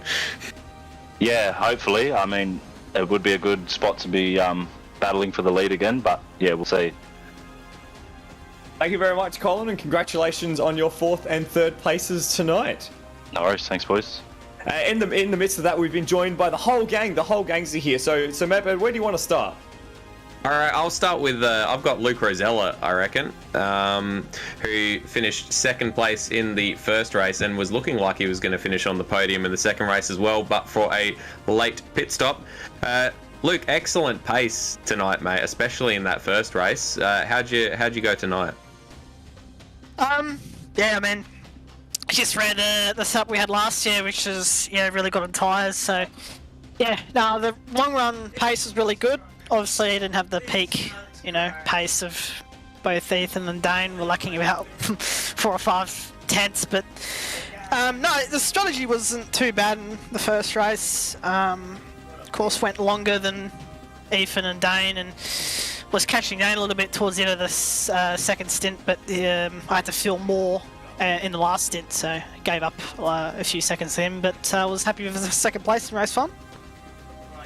Any idea what that was? It looked like Dane just sort of just fell back into you. Have you got any ideas what was wrong with Dane towards the end of the race? I'm sure we'll ask him from the horse's mouth, but was it fuel? Was it tyres? I was in the same disco with him, and I think he wasn't really happy with the car. He was using a few expletives to describe it, so yeah, he seemed to fix it a little bit in the race too. But yeah, race 2 for me was did a really good lap in qualifying. I was really happy with that. Had a bit of a balked start. Stenny got a good start, so I had to battle him. And yeah, I saw both Ethan and Dane battling, so I was like, might as well try and undercut these two. Nearly worked, but yeah, had that little bust up with Ethan at turn 1. we saw that. It looked like a pretty awkward spot to catch them. Were you aggrieved by that? Are you upset about that? Oh yeah, I was blown up. I was pretty arced at Ethan. I just had a dip. I just had a dip. Tried to go for a gap, but obviously the gap was closing pretty fast, and the speed differential was massive. So yeah, I'll probably take that on the chin. I'll put my hand up for that. But yeah, still managed to get a top 10, which is not too bad considering. But yeah, could have been a podium, but oh well, we'll press on. And then was had to pit for fuel at the very end, as I understand. Yes. Yeah, complete calculation error with fuel. I underfueled initially at the start, and yeah, obviously didn't put enough fuel at the pit stop. So yeah, those things happen. But yeah, we'll press on. Onwards and upwards. Excellent result, nevertheless, in race number 1 there for you, Luke. Great 2nd place finish, and as you say, good top 10 finish for race number 2 as well. Congrats. Thanks, mate. And Floody, who have you got? I will grab Dane Warren next. Dane, congratulations on winning race number 2. But I just want to talk about race number 1 quickly. It seemed that you struggled in that race. What was up with the car in that first race? I don't know. I simply don't know. It was really bad. Just everywhere that wasn't qualifying. The qualifying car was fine, but in the race it was just chewing tires. It was really just hard to drive unnecessarily throughout the race, and it just got worse and worse the more laps you did. So, as Luke said, towards the end I started really falling back into him, and yeah, I had to fuel save as well because I made a miscalculation there as well. Oh, that's quite unfortunate on that respect. We were theorising in the commentary box that you might not have put tyres on at the middle stop because we saw that you gained quite a bit over Rosella in the fuel stop. What happened on that last lap? On the first race, it was literally just the fuel saving. I pretty much had to save like, I think it was 2.5 litres of fuel or something, or half a lap in the last 2 laps, which was just enough for me to fall back into loop. It definitely was the tyres, although the pace sort of looked like that, but yeah, it was just absolute mystery. We were lucky to fix it in the second race, I guess. And on that note, a third place is still quite a good result. That second race, you seem to have a much more of a handle on the car. You got the whole shot from the start, and then it was on for young and old between yourself and Ethan. Just take us through what it's like battling with your brother that vigorously like that. Is it easier because it's your brother, or is it harder? It's probably no easier or harder. I was being a bit of a grub in some of those situations, to be honest. Yeah, I think I put him in the wall a couple more times than I needed to, but no, it's always fun. You know, Luke didn't do enough laps, so it's a shame that he couldn't really get in the battle himself. Otherwise it would have been, you know, a nice three-way, but yeah, it's always good battling Ethan up the front. Always makes it interesting. And you did quite a good job to keep that advantage from the pit stop to the very end of the race. That's a good win in the end for you. Looking forward to the bend now. How do you feel about getting the racetrack at the bend? How do you find that?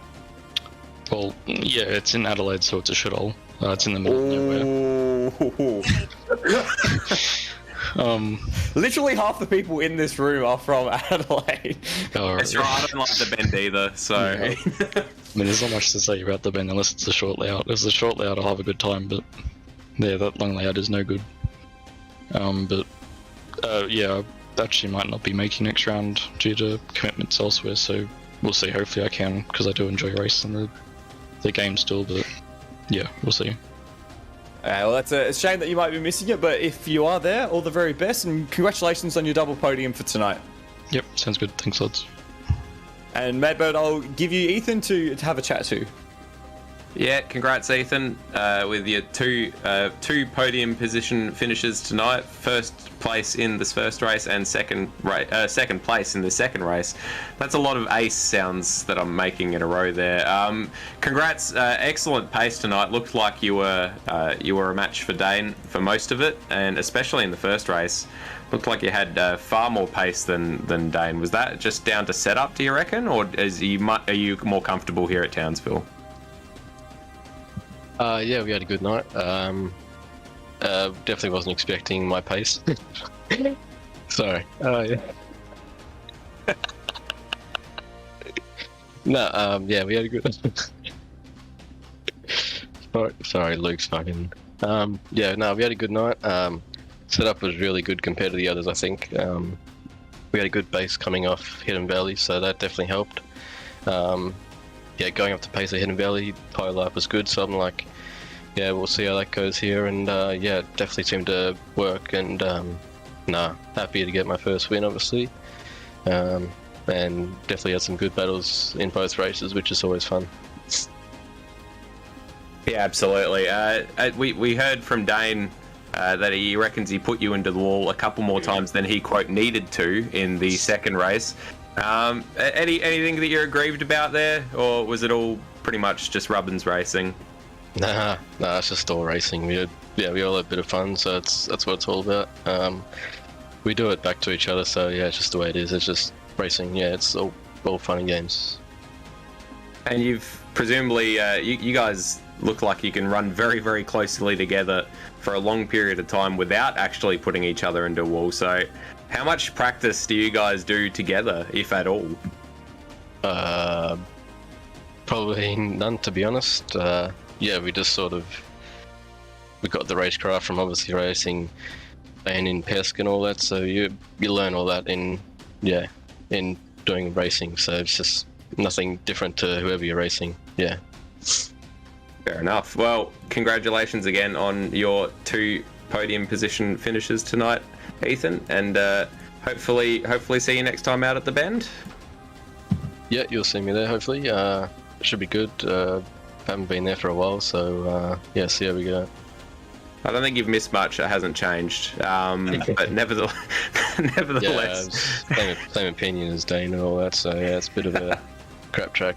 So nah, it's all right. We'll see how we go. We'll see how it seemed. See, I don't like the bend, but we always seem to get good races there in ASC. So I suppose we'll see how it goes. But nevertheless, congrats again, and hope to see you next time.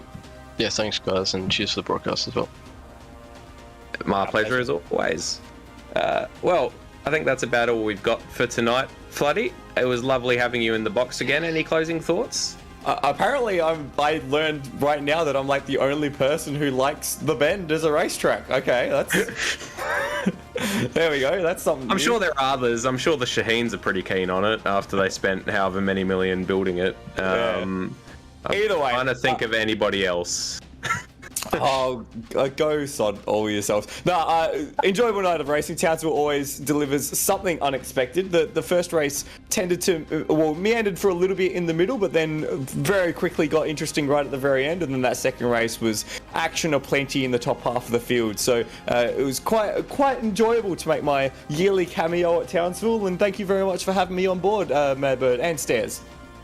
Absolutely. Well, we might see you again sooner than that, but otherwise I'm sure that our listeners will hear you again at Bathurst for your excellent tech talk segments. So can't wait. I literally can't wait.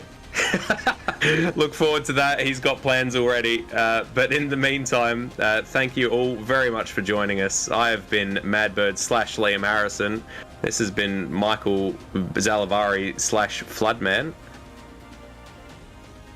And we will see you next time.